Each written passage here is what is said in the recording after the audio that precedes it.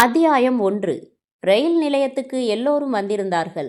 அப்பா, அம்மா, பாட்டி, பெரியக்கா, பெரியக்கா புருஷன், சின்னக்கா, சின்னக்கா புருஷன், அவர்களின் அத்தனை குழந்தைகளும், தம்பி, தம்பியின் 2 நண்பர்கள். கல்யாணத்தை சிறப்பாக நடத்தி கொடுத்த வேதகிரி மாமா, அத்தை, மாமாவின் பிள்ளை, பக்கத்து வீட்டு அருணாச்சலம் என்று எல்லோரும் வந்துவிட்டார்கள். பானுமதியை கொஞ்ச நேரத்தில் ரெயிலில் அவள் கணவனோடு தஞ்சாவூருக்கு வழி அனுப்பிவிட்டு கலையப் போகிறார்கள். பானுமதிக்கு மனதில் உணர்ச்சிகள் கலவையாக மிக்சிக்குள் அகப்பட்ட பழங்களைப் போல சுழன்று கொண்டிருந்தன.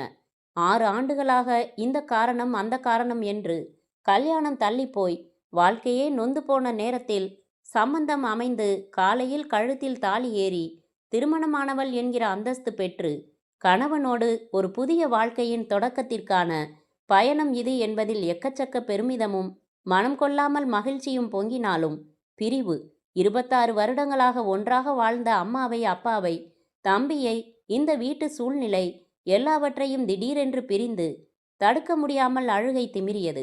அடிக்கடி கைக்குட்டையை கண்களில் ஒற்றி பொது இடம் என்கிற கூச்சத்தின் காரணமாக கட்டுப்படுத்தி கொள்ள வேண்டியதாயிருந்தது. ஏற்கனவே ரயில் பெட்டியின் அத்தனை ஜன்னல்கள் வழியாகவும் இவளையேதான் எல்லோரும் பார்த்து கொண்டிருந்தார்கள். தைரியமா இருக்கணும் பானு என்ற அம்மா அவள் கைகளை பிடித்து கொண்டு 2 நிமிடங்களுக்கு ஒருமுறை சொல்லிக் கொண்டிருந்தாள். அவள் கைகளில் நடுக்கம் இருந்தது, குரலில் பள்ளங்கள் இருந்தன. அவள் அதை பானுவுக்கு மட்டுமில்லை, தனக்கும் சேர்த்துதான் சொல்லிக் கொள்கிறாள் என்பது தெரிந்தது. அப்பாவுக்கு இந்த பிரிவு நிமித்தம் எந்த வருத்தமுமே இல்லாதது போல தன் சம்பந்தியிடம் வேறு ஏதேதோ விஷயங்களை பேசிக் கொண்டிருந்தாலும் நடுநடுவில் தன் மகளை ஒரு பார்வை பார்த்த போதெல்லாம் பேச்சில் இருந்து கவனம் விலகி கொண்டிருந்தது. மாப்பிள்ளை கதிரேசன் பானுமதியின் தம்பியுடனும் பானுமதியின் அக்காக்களின் கணவர்களுடனும் நின்று கொண்டிருந்தான். ஊர்ல சாந்தி முகூர்த்தம் முடிஞ்சதும் பானுவை கூப்பிட்டுக்கிட்டு முதல்ல கோயம்புத்தூருக்கு எங்க வீட்டுக்கு வந்துடுங்க, 2 நாள் நம்ம வீட்டில் தங்கிட்டு ஊட்டி போங்க. ஊட்டியில் நீங்க தங்குறதுக்கு நல்ல லாட்ஜு நான் ஏற்பாடு பண்றேன், என்ன சொல்றீங்க என்றார் பெரிய சகலை. பார்க்கலாங்க என்றான் கதிரேசன். பார்க்கலாமா? தேனிலவு பயணத்தை மட்டும் தள்ளி போடவே கூடாதுங்க. என் கேஸில் என்ன ஆச்சுன்னா, கல்யாணம் முடிஞ்சதும் மறுவாரம் வீட்டில் அம்மாவுக்கு உடம்பு சரியில்லை, சரியானதும் வேற ஒரு பிரச்சனை வந்துடுச்சு. இப்படியே 3-4 மாதம் ஓடிடுச்சு. ஒரு தேதி முடிவு பண்ணி அன்னைக்கு புறப்பட்டே ஆகிறதுன்னு இருந்தோம். பெட்டியெல்லாம் எடுத்து வச்சு பேக் பண்ணியாச்சு. ஆட்டோ பிடிக்க வேண்டிய நேரம் என் பொண்டாட்டிக்கு மயக்கம், வாந்தி. டாக்டர்கிட்ட அழைச்சிக்கிட்டு போனா கர்ப்பம்னு உறுதி பண்ணிட்டாங்க. இந்த நேரத்தில் டூர் போகக்கூடாது, பயணம் நல்லதில்லைன்னு சொல்லிட்டாங்க. என்ன பண்ணுறது? அப்புறம் முதல் குழந்தை பிறந்து அதுக்கு 1 வருஷம் ஆனப்புறம்தான் நாங்கள் டூர் போனோம் என்றார் சின்ன சகலை. நீங்கள் போனதுக்கு பேர் ஹனிமூன் டூர் இல்லை மச்சான், குடும்ப டூர் என்றான் பானுமதியின் தம்பி.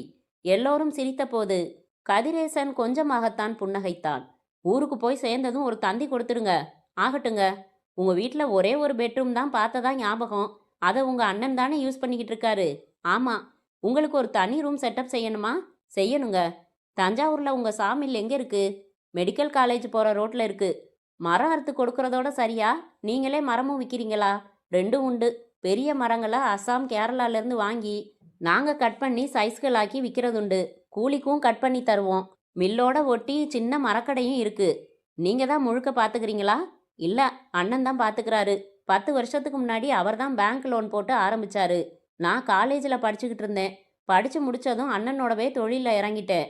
சகலைகள் மாறி மாறி கேட்டுக்கொண்டிருக்க சிக்னல் போட்டுட்டான் என்று குரல் கொடுத்தார் அப்பா. பானுமதி ஒவ்வொருவராக பார்த்து போயிட்டு வரேன் என்று சொல்ல ஒருவர் விடாமல் அத்தனை பேரும் கண் கலங்கி உதடுகளை கடித்து கட்டுப்படுத்தினார்கள். அப்பா கண்ணாடியை கழற்றிவிட்டு மேல் துண்டால் கண்களை பொத்தி கொண்டார். பானுமதி ஏறிக்கொண்டாள். ரயில் நகரத் தொடங்க எல்லோருக்கும் அவள் விம்மலுடனும் வழியும் கண்களுடனும் கையசைத்தாள். ரயில் வேகம் பிடிக்கும் வரை அப்பாவும் தம்பியும் ஜன்னலோரமாகவே கூடவே நடந்து வந்து கையசைத்தார்கள். பானுமதியின் அருகில் அமர்ந்திருந்தான் கதிரேசன்.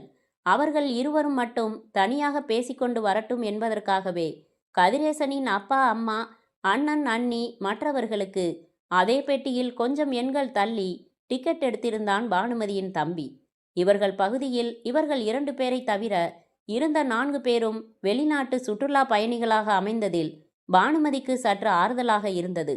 கதிரேசன் 10-15 நிமிடம் அமைதியாக இருந்துவிட்டு டிடிஇ வந்து போன பிறகு அவளிடம் மெதுவான குரலில் பேசத் தொடங்கினான். ரொம்ப கஷ்டமா இருக்கா பானு என்றான்.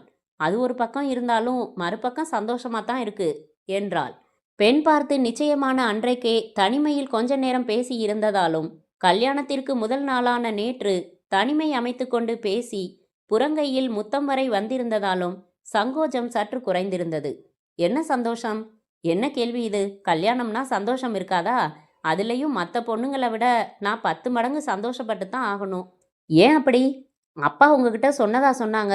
எனக்கு 6 வருஷமா மாப்பிள்ளை பார்த்தாங்க. இது வரைக்கும் 7 மாப்பிள்ளைங்க என்னை பார்த்துட்டு போயாச்சு. ஒன்று என்ன பிடிக்காது. என்ன பிடிச்சிருந்தா எங்கள் அப்பா செய்கிறதா சொல்கிற தொகை பிடிக்காது. உங்களுக்கு தான் ரெண்டும் பிடிச்சிது. இல்லை பானு, எனக்கு ரெண்டும் பிடிக்கல. ஒன்று மட்டும்தான் பிடிச்சிது. பயந்துராத. எனக்கு உன்னை பிடிச்சிது. உங்கள் அப்பா 20 பவுனில் நகை செஞ்சு உனக்கு போட்டிருக்காரே, இது பிடிக்கல. காலேஜில் படித்தப்ப வரதட்சணை வாங்கக்கூடாதுன்னு நண்பர்களாக சேர்ந்து சபதம் எல்லாம் எடுத்துக்கிட்டோம். என் பொண்டாட்டிக்கு என் சம்பாத்தியத்தில் தான் நகை செஞ்சு போடணும்னு நினச்சிருந்தேன். ஒரு குண்டுமணி தங்கம் கூட மாமனார் வீட்டிலேருந்து எதிர்பார்க்கக்கூடாதுன்னு நினச்சிருந்தேன். ஆனால் உங்கள் அப்பா 20 பவுன் போடுறேன்னு சொன்னப்போ என்னால் ஒரு வார்த்தை மறுத்து பேச முடியல. ஏன் அப்படி? வீட்டில் கொஞ்சம் சூழ்நிலை சரியில்லை பானு. கொஞ்சம் சிக்கல் இருக்கு. என்ன அது? வேணாம், இப்போ வேணாம், சொல்கிறேன். நீ என் பொண்டாட்டி. உங்ககிட்ட எதையும் மறைக்க போகிறதில்ல. இப்போ வேற ஏதாவது சுவாரஸ்யமாக பேசலாம். உன்னை பார்த்துட்டு போன 7 பேரும் சரி சொல்லலை. ஆனால் நான் சரி சொல்லிட்டேன். அதனால் என்னை கட்டிக்கிட்டியா? இல்லை நிஜமாவே மனசில் இவன் நமக்கு பொருத்தம்தான்னு நினச்சி உண்மையான சந்தோஷத்தோட கட்டிக்கிட்டியா பானு? இப்படியெல்லாம் கேட்டால் என்ன பதில் சொல்கிறது? உண்மையான பதிலை சொல்லு. இந்த கல்யாணத்தில் நிஜமா உன் சம்மதத்தை உங்கள் வீட்டில் கேட்டாங்களா? அம்மா தான் என்கிட்ட கேட்டாங்க. என்னடி உனக்கு மாப்பிள்ளைய பிடிச்சிருக்கான்னு. எப்போ தெரியுமா? எல்லா பேச்சுவார்த்தையும் முடிஞ்சு வெத்தலை பாக்கு தட்டை மாற்றிக்கிட்டதுக்கு அப்புறம். ஆனால் என் மனசுக்கும் நிறைவாக இருந்துச்சு. எப்படி? முகத்திலேயே குணம் தெரியுங்க. 2 3 மாப்பிள்ளைங்க வந்தப்ப எனக்கு முதல் பார்வையிலேயே பிடிக்காம இந்த இடம் அமையலன்னா பரவாயில்லையேன்னு தோணியிருக்கு. உங்களை ஜன்னல் வழியாக தான் பார்த்தேன். பார்த்ததுமே நல்லவர்னு பட்டுச்சு. இவர் புருஷனா அமையணும் சாமின்னு வேண்டிக்க ஆரம்பிச்சேன். இப்படியெல்லாம் பேசி ஐஸ் வைக்கணும்னு உங்கள் அக்காங்க சொல்லி கொடுத்தாங்களா? சீச்சி, நான் நிஜமாக தான் சொல்கிறேன். வேறு சில விஷயங்களையாவது சொல்லி கொடுத்தாங்களா என்று கதிரேசன் கண்ணடிக்க அவள் வெட்கப்பட்டு குனிந்தாள். 6 வருஷமா கல்யாணத்தை மட்டும் எதிர்பார்த்து காத்துக்கிட்டே இருந்திருக்க. இது கொடுமை இல்லையா? சாதாரண கொடுமை இல்லைங்க. உடம்பும் முகமும் முத்திடுதா? ஏதாச்சும் கல்யாணத்துக்கு போனா உனக்கு எத்தனை குழந்தைங்கன்னே கேட்க ஆரம்பிச்சிடுவாங்க. அழுகையா வரும். என்னோட படித்தவங்க, என்னை விட வயசில் சின்னவங்க எல்லாம் இடுப்பில் ஒன்று வயத்தில் ஒன்று வச்சுக்கிட்டு வந்து போகிறப்போ மனசு நொந்து போயிடும். என் மனசுக்கு ஒரு மாறுதல் வேணும்னு அப்பா டைப்ரைட்டிங், ஷார்ட் ஹேண்ட் எல்லாம் கற்றுக்க சொன்னார். கற்றுக்கிட்டேன். வீணை கற்றுக்கிட்டேன். பூத்தையல் கற்றுக்கிட்டேன். பெயிண்டிங் கற்றுக்கிட்டேன். குதிரை சவாரி ஒன்று தான் பாக்கி. அடேங்கப்பா, இவ்வளவு கற்று வச்சிருக்கியா நீ? +2வோட ஏன் படிப்பை நிறுத்தினார் உங்கள் அப்பா? சிம்பிள், வசதி பத்தலை. அப்பாவுக்கு உங்கள் மாதிரி தொழில் இருந்தால் பரவாயில்ல. அரசாங்க ஊழியர் தானே. 2 அக்காங்க கல்யாணத்துக்காக வாங்கின கடன்களே இன்னும் முடிஞ்ச பாடில்ல. இதில் என்ன வேற டிகிரி படிக்க வைக்கிறது எப்படி? எனக்கு ஆசை இருந்தாலும் சூழ்நிலையை புரிஞ்சுக்கிட்டு பேசாமல் இருந்துட்டேன். இப்போவும் டிகிரி படிக்கணும்னு ஆசை இருக்கா? அதான் கல்யாணம் ஆயிடுச்சே, இனிமே எங்கே படிக்கிறது? ஏன், எத்தனையோ பேர் படிக்கிறாங்களே. நீ தபால் மூலமாக டிகிரி படிக்கிறியா? சொல்லு, நான் அப்ளிகேஷன்ஸ் வரவழைக்கிறேன். வீட்டு வேலைகள் யார் பார்க்கறது? நீ மட்டுமா பார்க்க போற? அம்மா இருக்காங்க, அண்ணி இருக்காங்க. நீ கூட மாட ஒத்தாசை தான் பண்ண போற. நமக்கு குழந்தைன்னு பிறந்துட்டாதான் நேரம் இருக்காது. இப்போ நிறைய நேரம் இருக்கும். உனக்கு விருப்பம் இருந்தால் தாராளமாக படிக்கலாம். எனக்கு அதில் எந்த ஆட்சேபனையும் இல்லை. நான் யோசிச்சு சொல்கிறேனே. சரி, நீ கட்டியிருக்கிற சேலை யார் செலக்ஷன்? ஏன், அப்பா தான் வாங்கினாரு. உன் நிறத்துக்கு இந்த மாதிரி டார்க் கலர் சேலையெல்லாம் எடுக்காது.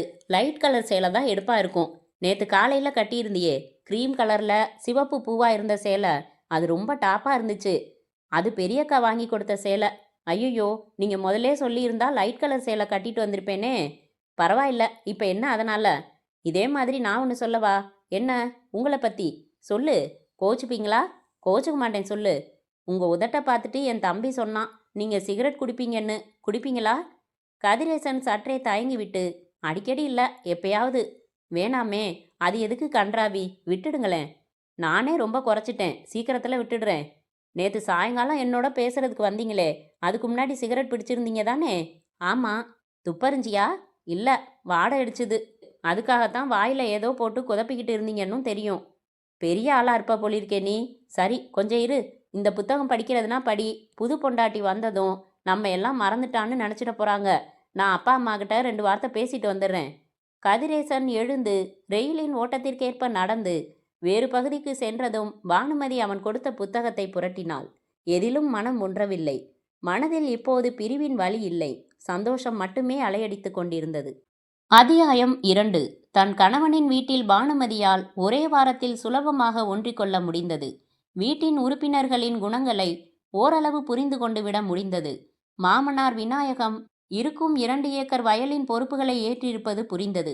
காலையில் 6 மணிக்கெல்லாம் ஒரே ஒரு காஃபி குடித்துவிட்டு சைக்கிளை எடுத்துக்கொண்டு புறப்பட்டு வயலுக்கு போய்விடுகிறார். தஞ்சாவூரில் இருந்து 4 கிலோமீட்டர் தள்ளி இருக்கிறதாம் வயல். ஒரு ஞாயிற்றுக்கிழமை வயலுக்கு அழைத்துச் செல்வதாக கதிரேசன் சொல்லி இருக்கிறான்.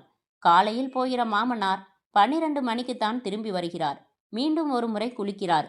காலை டிஃபன் கிடையாது, நேரடியாக மதிய சாப்பாடுதான்.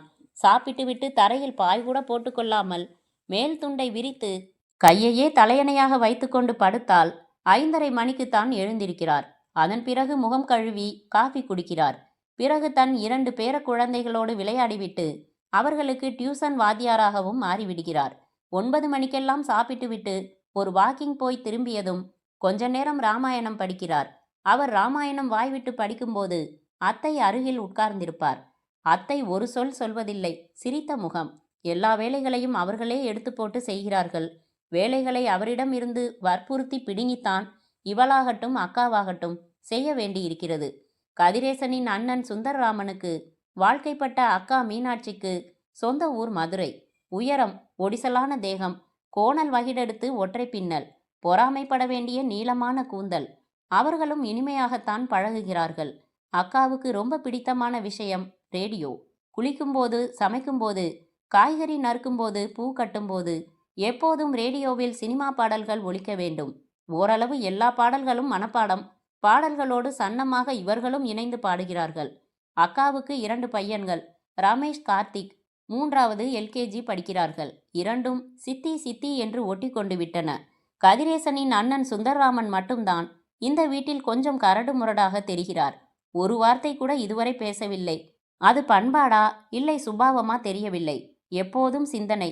நடக்கும்போது, சாப்பிடும்போது, சும்மா உட்கார்ந்திருக்கும்போது, எப்போதும். அவரின் அப்பா அம்மாவிடம் கூட அதிகமாக பேசுவதில்லை. கொஞ்சம் கோபக்காரர் என்று புரிகிறது. லேசான சிடுசிடு. குழந்தைகளிடமும் திடீரென்று பாய்ந்து ஒன்றுமில்லாததற்கெல்லாம் கத்துகிறார். அவரோடு பார்க்கும்போது கதிரேசன் ரொம்ப கலகல ரகம்தான்.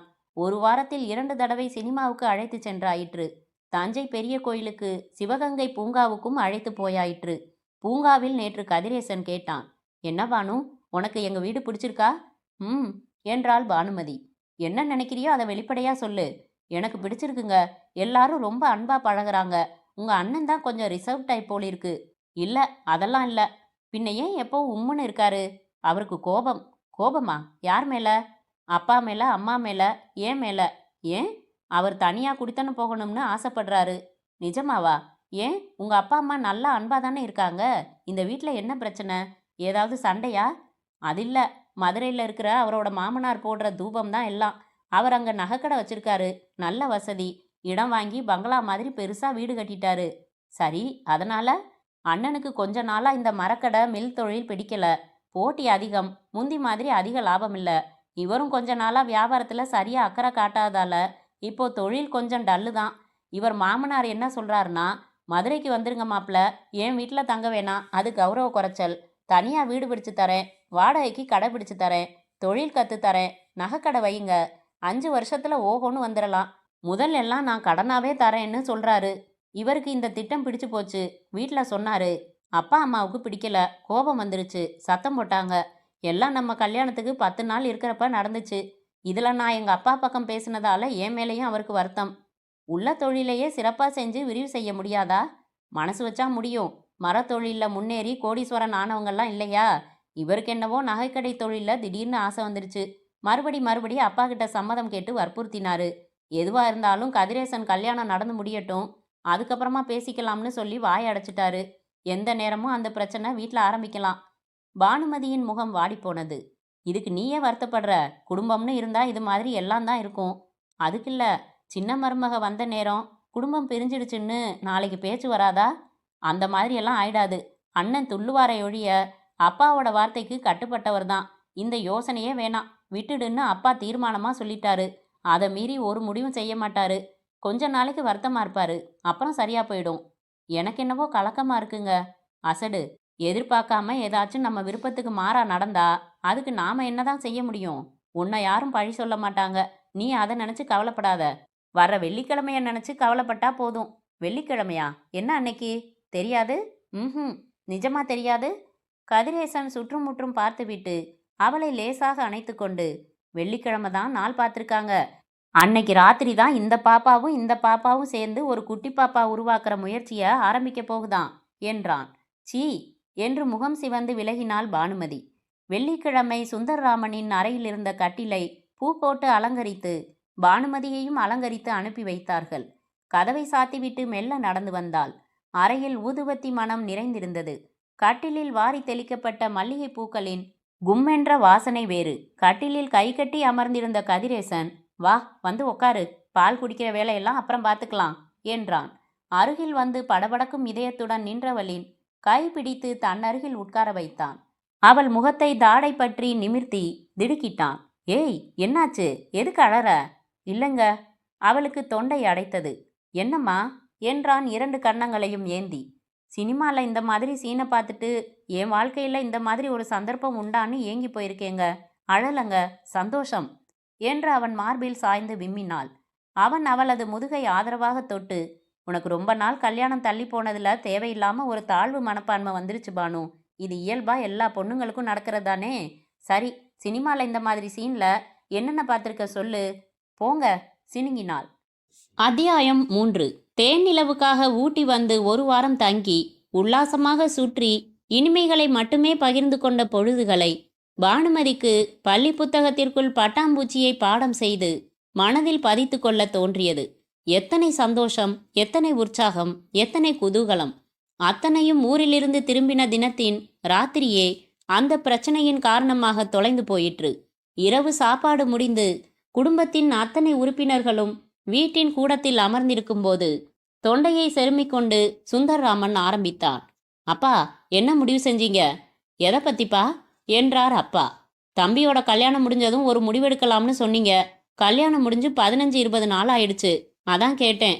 கார்த்திகை தன் மடியில் உட்கார்த்தி வைத்துக்கொண்டு விளையாட்டு பண்ணி கொண்டிருந்த கதிரேசன் அதை நிறுத்திவிட்டு அமைதியாக கவனித்தான். அம்மாவும் 2 மருமகள்களும் பேச்சை நிறுத்தினார்கள். அப்பா தன் மேல் துண்டால் ஒரு முறை முகத்தை துடைத்து கொண்டார். மௌனமாக வேறு திசையில் பார்த்தார். இப்படி அமைதியா இருந்தா என்னப்பா அர்த்தம்? நீ நல்லா யோசனை பண்ணிட்டியா? யோசனை பண்ணதுக்கு அப்புறம் தானே உங்ககிட்ட சொன்னேன்.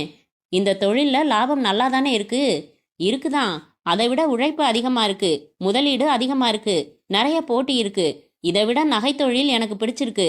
சரி, அதில் உனக்கு அனுபவம் இருக்கா? எல்லாத்துலேயும் அனுபவம் வச்சுக்கிட்டு தான் இறங்கணும்னா ஒரு காரியத்திலையும் இறங்க முடியாது. நீச்சல் கற்றுக்கணும்னா தண்ணியில் இறங்கித்தான் ஆகணும். சரிப்பா, அதுக்கு வயசுன்னு ஒன்று இருக்கே. இந்த வயசில் போய் நான் இப்போ நீச்சல் கற்றுக்கணும்னு நினச்சா எப்படி? அது வயசை பொறுத்ததில்ல, மனசில் இருக்கிற நம்பிக்கையை பொறுத்த விஷயம். எனக்கு நம்பிக்கை இருக்கு. அப்படியா? சரி, இத்தனை வருஷமா குடும்பத்தோட ஒன்றா இருந்துட்டு இப்போ தனியாக போகிறதுனா கஷ்டமாக இருக்கேப்பா. நியாயம்தான். அதே கஷ்டம் எனக்கும் தானே இருக்கு.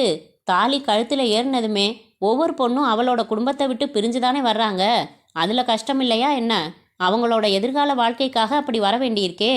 அதே மாதிரி தான் என்னோட எதிர்கால வாழ்க்கைக்காக சில கஷ்டங்களை சந்திக்க வேண்டியிருக்கு. நான் என்ன வெளிநாட்டுக்கா போகிறேன்? இங்கே இருக்கிற மதுரைக்கு தானே போகிறேன். இங்கேயும் அடிக்கடி வந்துட்டு போயிட்டு தானே இருக்க போகிறேன். அப்பா மீண்டும் அமைதியாகி, சரி விடு, பார்த்தாச்சா என்றார். மாமனார் பார்த்து வச்சிருக்காரு. நீங்கள் உத்தரவு தந்தப்புறம் தான் அட்வான்ஸ் கொடுத்து சாவியை வாங்க சொல்லணும். மதுரையில் கடை பார்த்தாச்சா? பார்த்துட்டாரு. எவ்வளவு தேவைப்படுது இந்த தொழிலுக்கு? மெயின் ரோட்டில் கடை பிடிச்சிருக்காரு. அதுக்கு அட்வான்ஸாக 2.5 லட்சம் ஆகுது. அப்புறம் ஆள் வச்சு கடையை டெக்கரேட் பண்ணுறதுக்கு 1 லட்சம் ஆகும். அப்புறம் மொத்தமாக சொல்லு, எவ்வளவு தேவைப்படுது? 5 லட்சம் தேவைப்படுது. அந்த பணத்துக்கு என்ன ஏற்பாடு? எல்லாமே என் மாமனார் கடனாக தர்றேன்னு சொல்கிறாரு. ஆனால் எனக்கு அதில் இஷ்டம் இல்லை. ஏற்பாடுகள் மட்டும் நீங்கள் செய்யுங்க, மற்றபடி ஒரு பைசா கூட உங்ககிட்ட கடனாக வாங்க மாட்டேன்னு சொல்லிட்டேன். ஏன் அப்படி? அது மரியாதையாக இருக்காதுன்னு நான் நினைக்கிறேன். கௌரவ குறைச்சல் அது. சரி, அப்படின்னா முதலுக்கு வேற யோசனை என்ன? அது நீங்கள் தான் சொல்லணும். நானா? பின்ன வேற யாருக்கிட்டப்பா நான் கேட்க முடியும்? உனக்கு தெரியாததில்ல, இந்த வீடு வாடகை வீடு. மில்லு, மரக்கடை எல்லாமே வாடகைக்கு பிடிச்ச இடங்கள். சொந்தமாக நமக்கு இருக்கிறது நிலமும் மில்லில் இருக்கிற மிஷின்களும் மரக்கடையில் இருக்கிற ஸ்டாக்கும் தான். திடீர்னு 5 லட்சம் ரூபாய்க்கு நான் என்னப்பா வழி சொல்ல முடியும்? சொத்துன்னு வர்றப்ப வாய் விட்டு பேசித்தான் ஆக வேண்டியிருக்கு. பாகம் பிரித்து கொடுத்துட்டீங்கன்னா அவங்க எதிர்காலத்தை அவங்க விருப்பப்படி அமைச்சுக்கிறதுக்கு சௌகரியமாக இருக்கும். பாகம் பிரிக்கிறதா? பதறினார் அப்பா.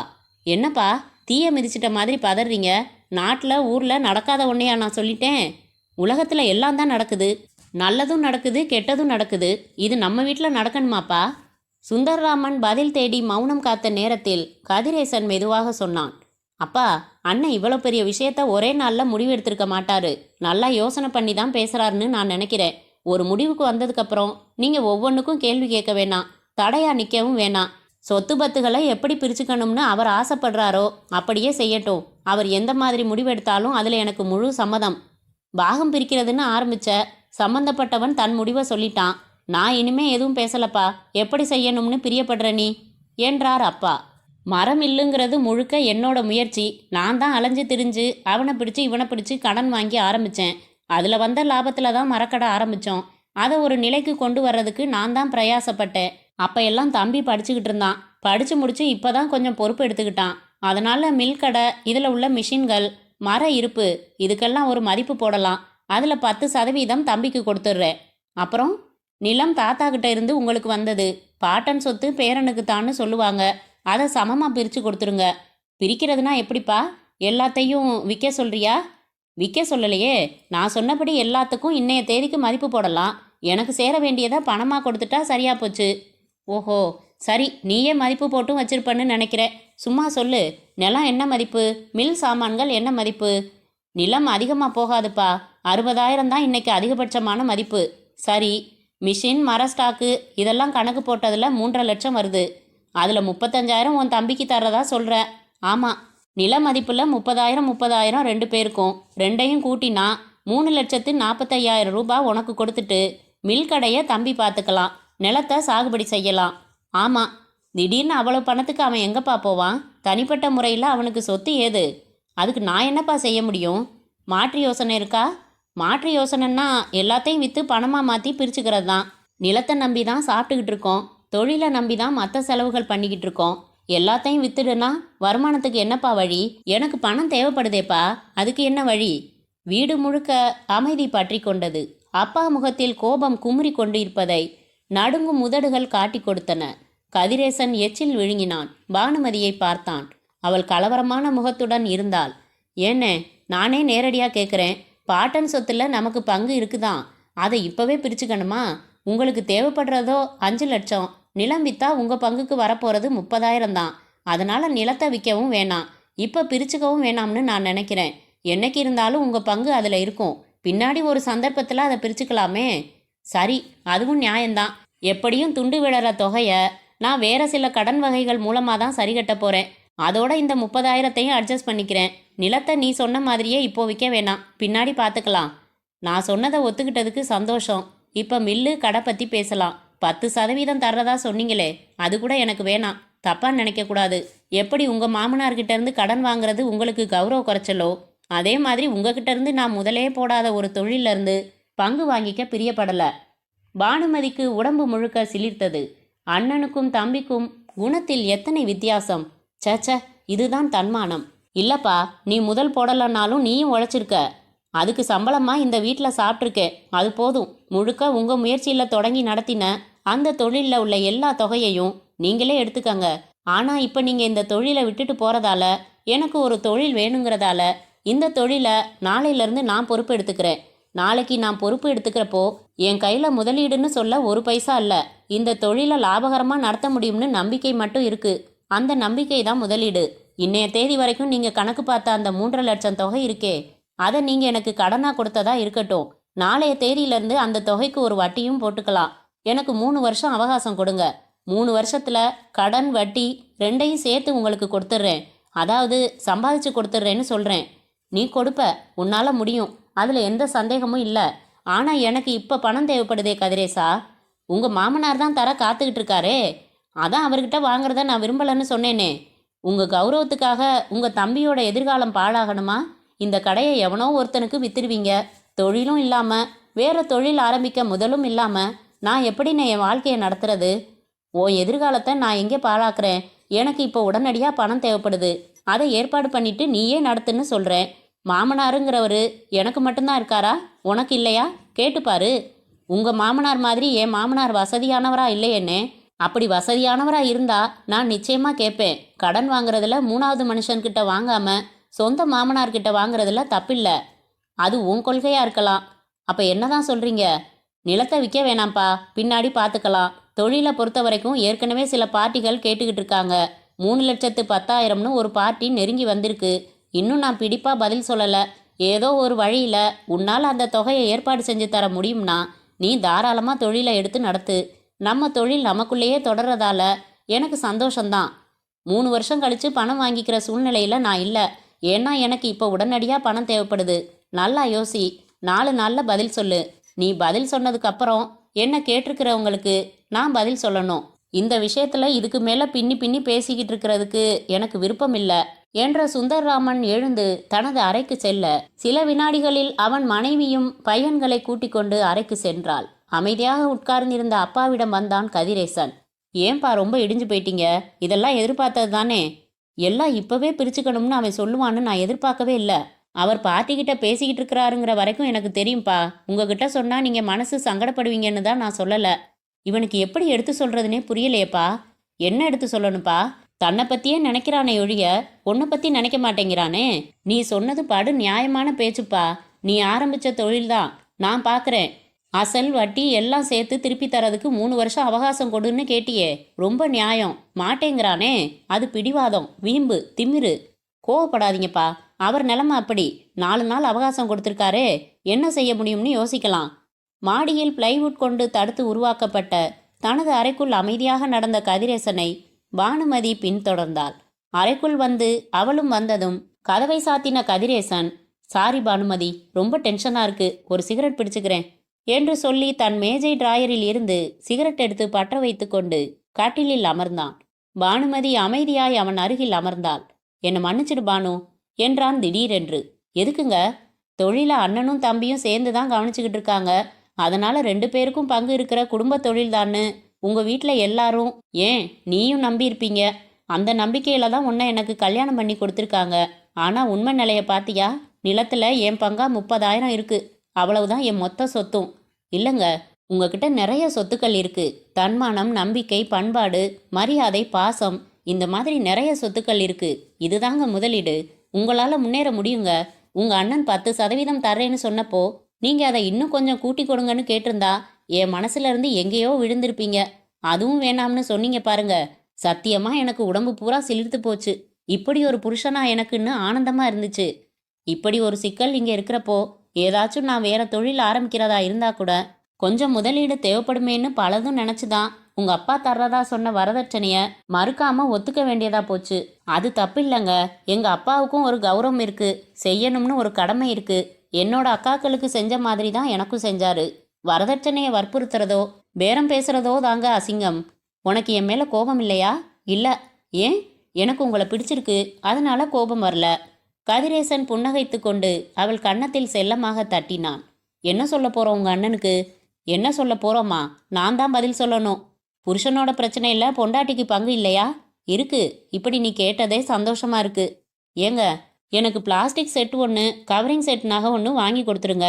தாலி தவிர மற்ற எல்லா தங்க நகைகளையும் கொடுத்துட்றேன். 20 பவுனு என்ன விலைக்கு போகும்னு பாருங்க. அதை வச்சு வேற ஏதாச்சும் தொழில் செய்யுங்க. அப்போ இந்த மரத்தொழில் வேணாமா? இதில் தான் வில்லங்கம் இருக்கே.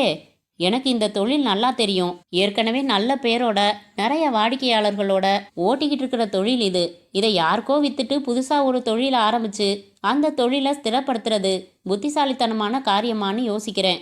அது சரி, 3 லட்சத்துக்கு எங்கே போவீங்க? அதான் எனக்கு புரியல. ரொம்ப போட்டு மண்டையை சூடேத்திக்காம தூங்கலாம். காலையில் ஏதாச்சும் யோசனை பிறக்கும் என்றான் கதிரேசன்.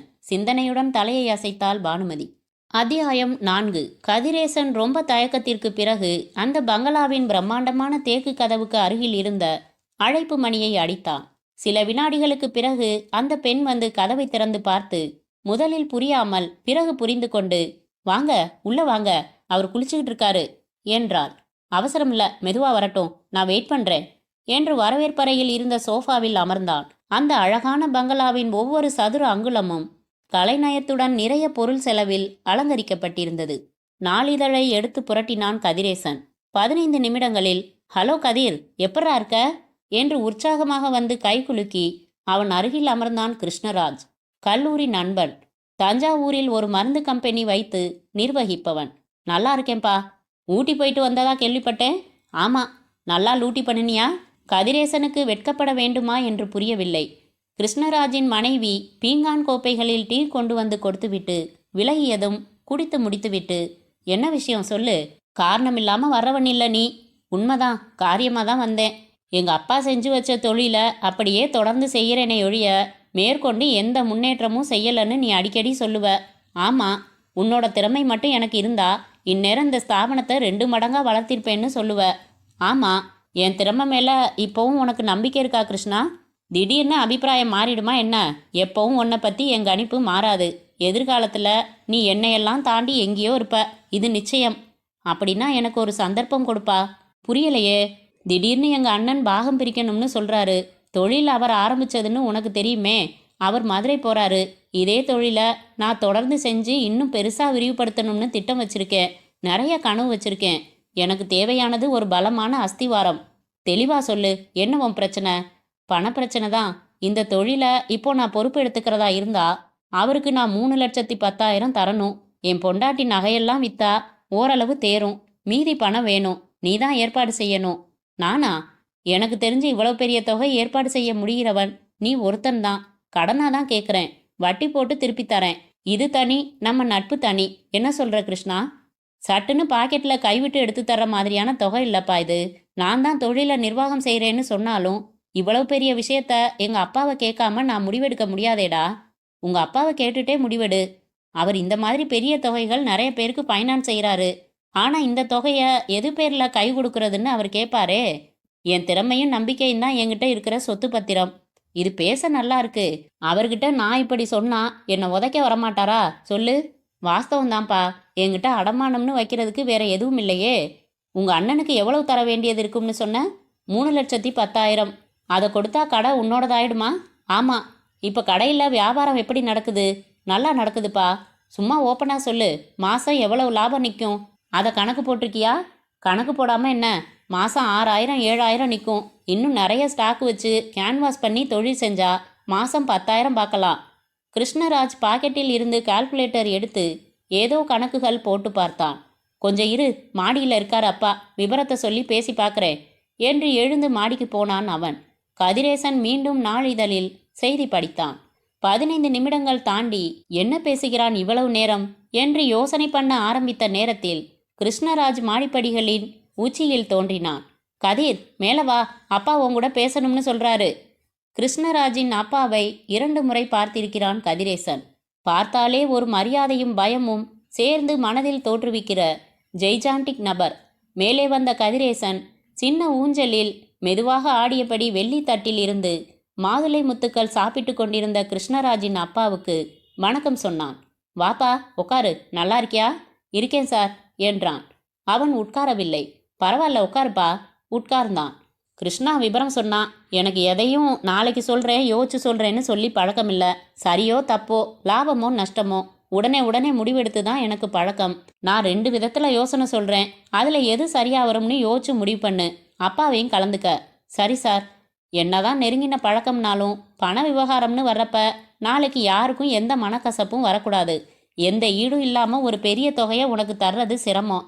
முதல் யோசனை என்னன்னா, நீ கேட்ட பணம் தரேன், அண்ணங்கிட்ட கொடுத்து செட்டில் பண்ணிட்டு கடையை என் பேருக்கு எழுதி வாங்கிடலாம். முழு நிர்வாகத்தை நீயே பாரு. நாங்கள் மறைமுக பங்குதாரர், நீ முதல் போடாத செயல் பங்குதாரர்.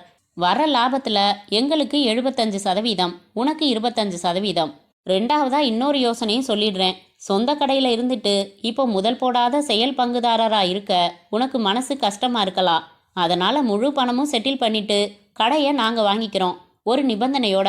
அதாவது என்னைக்கு நீ வந்து கடையை கேட்டாலும் அன்னைக்கு உள்ள ஸ்டாக் எடுத்து கடையை உனக்கு ஒப்படைச்சிடுறோம். அதுவரை நாங்கள் வேறு ஆளுங்களை வச்சு நிர்வாகம் பண்ணிக்கிறோம். இந்த 2 யோசனையுமே உனக்கு பிடிக்கலையா? விட்டுடு. எங்களால் வெறும் நம்பிக்கையின் பேரில் இவ்வளவு பெரிய தொகை கொடுக்க வாய்ப்பில்லை. நான் நீ நாணயமானவன் தான்ப்பா. தரணுங்கிற நோக்கத்தோடு தான் கேட்குற. நானும் கொடுத்துட்றேன். நாளைக்கு ஏதோ ஒரு காரணத்தால் வியாபாரம் நொடிஞ்சு உன்னை மீறி உன்னால் பணம் கொடுக்க முடியாமல் போயிட்டா எங்களுக்கு தானே நஷ்டம். நொந்துக்கத்தான் முடியும், நட்பும் கெட்டு போயிடும். அதனால நீ இந்த யோசனைகளை வீட்டில் போய் பேசு, அப்புறம் முடிவெடுத்து வந்து சொல்லு. கதிரேசன் எழுந்து கொண்டான். சரி சார், நான் அப்பா கிட்ட பேசிட்டு வந்து சொல்றேன். வரேன் கிருஷ்ணா என்று சொல்லிவிட்டு படிகள் இறங்க வீட்டின் வாசல் வரைக்கும் கிருஷ்ணராஜ் தொடர்ந்து வந்தான். கதிரேசா, என் நிலையில முடிக்க முடியாத தொகைப்பா இது. அதனால தான் அப்பா கிட்ட அழைச்சிட்டு போனேன். அவர் கொஞ்சம் தடாலடியாக தான் பேசுவார். ஏதாச்சும் வருத்தப்படுற மாதிரி அவர் பேசியிருந்தா மறந்துடு. அப்படியெல்லாம் அவர் எதுவும் பேசலையேப்பா, நியாயமாக தான் பேசினாரு. ஆணித்தரமாக இப்படி பேசுறது தான் எனக்கும் பிடிக்கும். வரேன் கிருஷ்ணா. வழியெல்லாம் பலவிதமான சிந்தனைகளோடு நடந்தான் கதிரேசன். அவன் அப்பாவுக்கு இந்த மாதிரி யோசனைகள் தோன்றி இருக்காவிட்டாலும் இந்த பயல்தான் எடுத்து சொல்லியிருப்பான். லாபம் பற்றி கேட்டான். கணக்கு போட்டு பார்த்தான். எம்டன், தன்னலமில்லாத மனிதர்கள் ரொம்பவும் குறைவு போலும். வீட்டுக்கு வந்தபோது கதிரேசனின் அப்பா வாசலில் சாய்ந்திருந்த ஒரு வேலிப்படலை நிமிர்த்தி வைத்து கீழே கடப்பாறையால் நோண்டி கொண்டிருந்தார். என்னாச்சு கதிரேசா, உன் நண்பனை பார்த்து பேசினியா? பேசினேன், அவன் அப்பாவையும் பார்த்து பேசினேன். என்ன சொல்றாங்க? விபரமாக 2 விதமான யோசனைகளையும் சொன்னான் கதிரேசன். அது சரிதான், தர்ற பணத்துக்கான பாதுகாப்பை அவங்க எதிர்பார்க்கறது நியாயம்தான். நீ என்ன நினைக்கிற? சுந்தரராமன் கிட்ட நான் மறுபடி பேசட்டுமா? வேணாம்ப்பா, அண்ணன் அவ்வளவு தூரம் பிடிவாதமாக இருக்கிறப்போ கெஞ்சறதுக்கு எனக்கு பிரியமில்லை. கெஞ்சினாலும் நடக்காது. அதனால கிருஷ்ணராஜோட அப்பா சொன்ன 2வது யோசனை எனக்கு பிடிச்சிருக்குப்பா. என்னது? கடையை அவங்க பேருக்கு எழுதி கொடுக்கறதா? ஆமாம், நான் அந்த கடையில் வெறும் ஆளாக இருக்க இஷ்டம் இல்லைப்பா. அதனால மொத்தமாக வித்துடலாம். அண்ணன் கேட்ட தொகையை நம்மால ஏற்பாடு செய்ய முடியலன்னா எப்படியும் வேற முகம் தெரியாத 3வது மனுஷனுக்கு அண்ணன் அதை விற்கத்தான் போறாரு. அதுக்கு தெரிஞ்சவர்கிட்டயே கடை இருக்கட்டுமே. அவர் சொன்ன மாதிரி எப்போ நான் பணத்தோட போய் கடையை கேட்டாலும் என் பேருக்கு மாற்றி கொடுத்துடணும்னு அக்ரிமெண்ட் போட்டுக்கலாம்ப்பா. ஒரு 2 வருஷத்துல ஏதாவது ஒரு வகையில் பணம் சம்பாதிச்சு மில்லையும் கடையையும் நானே வாங்கி காட்டுறேன். என்னால் முடியும், எனக்கு நம்பிக்கை இருக்கு. கதிரேசனை அப்பா ஊடுருவி பார்த்தார். அவன் குரலில் இருந்த அதே நம்பிக்கை கண்களிலும் தெரிந்தது. நல்லா யோசனை பண்ணிட்டியாப்பா? பண்ணிட்டேன். வேற யார்கிட்ட போனாலும் இவ்வளோ பெரிய தொகையை தூக்கி கொடுத்துட போறதில்லப்பா. அண்ணனை கேளுங்க, எப்போ அக்ரிமெண்ட் போடலாம்னு. அவர் பதில் சொன்னதும் நான் போய் கிருஷ்ணராஜ் அப்பா கிட்ட உறுதியாக சொல்லிடுறேன் என்று விட்டு வீட்டுக்குள் போனான் கதிரேசன். அத்தியாயம் 5. மறுவாரத்தில் ஒரு நல்ல நாள் பார்த்து கதிரேசனின் வீட்டில் வைத்தே அக்ரிமெண்ட் எழுதப்பட்டது. கிருஷ்ணராஜும் அவன் அப்பாவும் காரில் வந்திருந்தார்கள். பானுமதி எல்லோருக்கும் காஃபி கொடுத்தாள். கிருஷ்ணராஜின் அப்பா பெரிய தோல்பையின் ஜிப்பை திறந்து 500 ரூபாய் 100 ரூபாய் கட்டுகளாக எடுத்து சுவாமி படத்திற்கு முன்பு நிற்க சொல்லி சுந்தர்ராமனிடம் நீட்டினார். வாங்கி கொண்ட சுந்தர்ராமன் மில் கடை 2இன் சாவி கொத்துகளையும் கணக்கு நோட்டுகளையும் அவரிடம் கொடுத்தான். அக்ரிமெண்ட் வாசகங்களை கிருஷ்ணராஜை விட்டு உறக்க படிக்க சொன்னார் அவன் அப்பா. அவன் படித்தான். 1ஆம் நபராகிய சாமிராஜ், 2ஆம் நபராகிய சுந்தர்ராமன் என்று ஒப்பந்த மாமூல் ஷரத்துக்களை தாண்டி இந்த கடையை 1ஆம் நபர் 2ஆம் நபரிடமிருந்து 2ஆம் நபரின் தம்பியின் நலத்தை முன்னிட்டு விலைக்கு வாங்கும் காரணத்தால் 2ஆம் நபரின் தம்பியான கதிரேசன் இந்த ஒப்பந்த தினத்திலிருந்து குறைந்தது 1 வருடத்திற்கு பிறகு எந்த நாளில் வந்து கேட்டாலும் கடையின் அன்றைய தின சரக்கு மதிப்பீட்டின் அடிப்படையில் 1ஆம் நபர் கதிரேசனுக்கு திருப்பி விற்றுவிட முழு மனதுடன் சம்மதிக்கிறார் என்று வந்தது. திருப்திதானே தம்பி என்றார் சாமிராஜ். சரிதாங்க, அக்ரிமெண்ட்ல சும்மா போடணுமேனு 1 வருஷம்னு எழுத சொன்னேன். நீங்க 6 மாசத்துல வந்து கேட்டாலும் மாத்தி தரேன்ப்பா. ரொம்ப சந்தோஷங்க. சாமிராஜ் கையெழுத்து போட்டதும் சுந்தர்ராமன் கையெழுத்திட்டான். பக்கத்து வீட்டுக்காரர்கள் 2 பேர் சாட்சி கையெழுத்து போட்டார்கள். அப்போ எனக்கு உத்தரவு கொடுங்க, கைகூப்பினார் சாமிராஜ். கண்கலங்கி நின்ற கதிரேசனின் அப்பா தலையசைத்தார். கலங்காதீங்க, உங்க பெரிய புள்ள என்கிட்ட வித்திருக்காரு. சின்ன புள்ள அதே சொத்தை சீக்கிரத்துல வாங்க போறாரு. நடுவில் நான் அடகு கடைக்காரன் மாதிரி பத்திரமா வச்சிருந்து திருப்பி தரப்போறேன், அவ்வளவுதானே? அவர் முதுகில் மெதுவாக தட்டிவிட்டு சென்று காரில் ஏறிக்கொண்டார் சாமிராஜ். வரேன் என்ற கிருஷ்ணராஜின் கைப்பற்றி நன்றி சொல்லி அனுப்பினான் கதிரேசன். கார் புறப்பட்டு சென்றதும் இவர்கள் உள்ளே வந்ததும் எதிரே நின்ற சுந்தர்ராமன் தயங்கிவிட்டு சொன்னான். அப்பா, இவ்வளவு பெரிய தொகையை வீட்டில் வச்சிருக்கிறது சரியில்லைன்னு படுது. மதுரைக்கு போய் கொடுத்துட்டு வந்துட்டா அவர் ஆக வேண்டிய செலவுகளை பார்ப்பாரு. இதையும் என்கிட்ட சொல்கிற என்றார் அப்பா. அது ஓம் பணம், அதை வீட்டில் வச்சிருக்கிறதா இல்லை கொண்டு போய் கொடுக்கறதான்னு நீயே முடிவு பண்ணிக்கோ. என்னை கேட்க வேண்டிய அவசியமே இல்லை. சரி, நாங்கள் குடும்பத்தோட மதுரைக்கு போகிறத பற்றி முடிவு செய்யணும். அது எப்போன்னு தேதி நீங்கள் பார்க்குறீங்களா இல்லை அதையும் நானே பார்த்துடட்டுமா? நீயே பார்த்துடலாம் என்று விட்டு அப்பா பின்பக்கம் சென்றார். அவர் போன திசையில் சற்று நேரம் பார்த்து கொண்டிருந்து விட்டு பெருமூச்சு விட்ட சுந்தர்ராமன் தன் அம்மாவின் அருகில் வந்தான். அம்மா, நான் இந்த வீட்டை விட்டு போகிற வெறுப்பில் அவருக்கு கோபம் இருக்கு. நான் என்னம்மா செய்ய முடியும் என்றான். அம்மா வழக்கம் போல மௌனம் சாதித்தாள். எச்சில் விழுங்கினாள். எங்கே இருந்தா என்னப்பா, நல்லா இரு என்று சொல்லும்போதே வெடித்து வந்த அழுகையை கட்டுப்படுத்தி கொண்டு சமையல் அறைக்குள் சென்றாள். அடுத்த வாரத்தின் ஞாயிற்றுக்கிழமையில் வாசலில் டெம்போ வேன் நிறுத்தி தன் கட்டில், பீரோ, ட்ரெஸ்ஸிங் டேபிள், பெட்டிகள் என்று ஏற்றிவிட்டு சுந்தர்ராமனும் அவன் மனைவியும் போயிட்டு வரோம் என்று எல்லோரிடமும் சொல்லி கொண்டார்கள். அம்மாதான் வெடித்து அழுதாள். அப்பா என்று சொல்லிவிட்டு வேறு திசையில் பார்த்தார். கதிரேசன் தன் அண்ணனின் 2 பையன்களையும் தூக்கி முத்தமிட்டு 2 பேருக்கும் ஏற்கனவே வாங்கி வைத்திருந்த ஒரே மாதிரியான விளையாட்டு பொம்மையை கொடுத்து, மதுரைக்கு போனதும் இந்த சித்தப்பாவை மறந்துடக்கூடாது, ஒவ்வொரு லீவுக்கும் தஞ்சாவூருக்கு ஓடி வந்துடணும் என்ன என்றான். குழந்தைகள் தலையாட்டினார்கள். அவர்கள் புறப்பட்டு சென்றதும் வீடே வெறுமையாக தெரிந்தது. எப்போதும் கலகலவென்று சிரித்து கொண்டு கூச்சல் போட்டுக்கொண்டு ஓடி விளையாடி கொண்டிருந்த குழந்தைகளின் இல்லாமை மிகவும் உறுத்தியது. தன் அறையின் கட்டிலில் அயற்சியுடன் தலைக்கு அடியில் 2 கைகளையும் வைத்துக்கொண்டு மல்லாந்து படுத்தான் கதிரேசன். அவன் அருகில் வந்து அமர்ந்தாள் பானுமதி. அண்ணன் புறப்பட்டு போனதில் ரொம்ப அப்செட் ஆயிட்டீங்களா? ஆமாம் பானு, அம்மா அழுது தீத்துடுறாங்க. அப்பா தன் பாசத்தை கோபம்ங்கிற போர்வை போத்தி மறைச்சிடுறாரு. எனக்கு கஷ்டமா இருக்கு, மனசெல்லாம் பாரமா இருக்கு. இப்பதான் அண்ணன் மாறி போயிட்டாரு. முதல்ல ரொம்ப இனிமையா இருந்தாரு, என்னோட லட்சிய மனுஷரா இருந்தாரு. எனக்கு சைக்கிள் ஓட்டுறதுலேருந்து எவ்வளவோ கற்றுக் கொடுத்துருக்காரு. இன்னைக்கு அவர் சிந்தனை ஏன் இப்படி குறுகி போச்சுன்னு புரியல. ரொம்ப கஷ்டமாக தான் இருக்கு. நாம் என்னங்க செய்ய முடியும்? அத்தையும் மாமாவும் எத்தனையோ தடவை எத்தனையோ விதமாக சொல்லி பார்த்துட்டாங்க. அவங்க கேட்கலையே. ரொம்ப நொந்து போயிடாதீங்க, கொஞ்ச நாள் ஆனால் சரியாக போயிடும். நொந்து போகிற வேலையே இல்லை என்கிட்ட. கொஞ்சம் கலக்கமாக இருந்தது, அவ்வளவுதான். அண்ணன் புறப்பட்டு போயாச்சு, கடையை வித்தாச்சு. 1 வருஷத்தில் பணத்தோடு போனால் திரும்ப வாங்கிடலாம். இப்போ என் லட்சியம் அதுதான் பானு. 1 வருஷத்தில் 3 லட்சம் சம்பாரிச்சே ஆகணும். அதுக்கு ஏதாச்சும் வழி தேடணும். சம்பாதிச்சு என் நண்பனோட அப்பா கிட்ட இருந்து கடையையும் இல்லையும் திருப்பி வாங்கணும். நீங்கள் செய்வீங்க, எனக்கு நம்பிக்கை இருக்குங்க. எனக்கும் நம்பிக்கை இருக்கு. ஆதாரம்தான் பலவீனமாக இருக்கு. எதை ஆதாரம்னு சொல்கிறீங்க? பணத்தை தான். ஏதாவது யோசனை வச்சுருக்கீங்களா? பானு, எனக்கு மரக்கடை தொழில் நல்லா தெரியும். பஜாரில் ஒரு சின்ன கடையாக பிடிச்சு உக்காந்துட்டா என்னன்னு யோசிக்கிறேன். எனக்கு அறிமுகமான வாடிக்கையாளர்கள் 10 பேர் 20 பேர் வந்து போனாலே போதும். மெதுவாக பிக்கப் பண்ணலாம். எவ்வளவு தேவைப்படும்? இடத்துக்கு முன்பணம், ஆரம்ப கொள்முதல்னு குறைஞ்சது 1 லட்சமாவது வேணும் பானு. நான் தான் நகையெல்லாம் தரேன்னு சொன்னேனே. 20 பவுண்டில் அந்த தொகை கிடைக்காதா? விற்க சொல்றியா? அடமானம் வச்சு வட்டி சேர்த்து கட்டி மீட்டே ஆகணும்னு நினைக்க இதென்ன கிடைக்காத அபூர்வமான கலைப்பொருளா? நகையெல்லாம் தரேன், வித்துடுங்க. நாளைக்கு நீங்கள் சம்பாதிச்சதும் ஒவ்வொன்றா செஞ்சு போடுங்க. அப்போ சந்தோஷமாக போட்டுக்கிறேன். அவள் முகத்தையே நெகிழ்ச்சியோடு பார்த்தான் கதிரேசன். மிச்ச தொகைக்கு மட்டும் கவலைப்படுங்க. எங்கள் அப்பா கிட்ட இல்லை, இருந்தால் நான் உரிமையோடு போய் கேட்பேன். அதெல்லாம் வேணாம் பானு. உன் நகைகளை இதுக்கு பயன்படுத்துகிறதே எனக்கு கஷ்டமாக இருக்குது. நம்ம நகைங்க இது. ஏன் உன் நகைன்னு பிரித்து பேசுகிறீங்க? பேங்க்கில் கடன் எதுவும் தரமாட்டாங்களா? நாளைக்கு முதல் வேலையாக விசாரிக்கிறேன். தேங்க்ஸ். எதுக்கு? உனக்கு இல்லை, கடவுளுக்கு. கடவுளுக்கு தான். எதுக்கு? உன்னை எனக்கு பொண்டாட்டியாக கொடுத்ததுக்கு. போங்க, பெரிய வார்த்தையெல்லாம் சொல்லிக்கிட்டு. மறுநாள் மதியம் கதிரேசன் கணக்கு இருந்த வங்கியின் அறிமுகமுள்ள மேனேஜரிடம் பேசிவிட்டு சைக்கிளில் வயலுக்கு வந்தான். வயல் ஓரத்தில் இருந்த புளிய மரத்தின் நிழலில் தலையில் முண்டாசு கட்டியபடி அமர்ந்திருந்த தன் அப்பாவிடம் வந்தான். வயலில் கதிர்கள் முற்றி அறுவடைக்கு தயாராகி தலையசைத்து கொண்டிருந்தன. நீலவானத்தில் மேகங்கள் ஓவியம் மறைந்திருந்தன. நம்ம பேங்க் மேனேஜரை பார்த்து பேசினேன். என்ன சொல்கிறாரு? காயா பழமா? காயாகிறதும் பழமாகிறதும் அண்ணன் கையில் தான் இருக்குப்பா. எப்படி?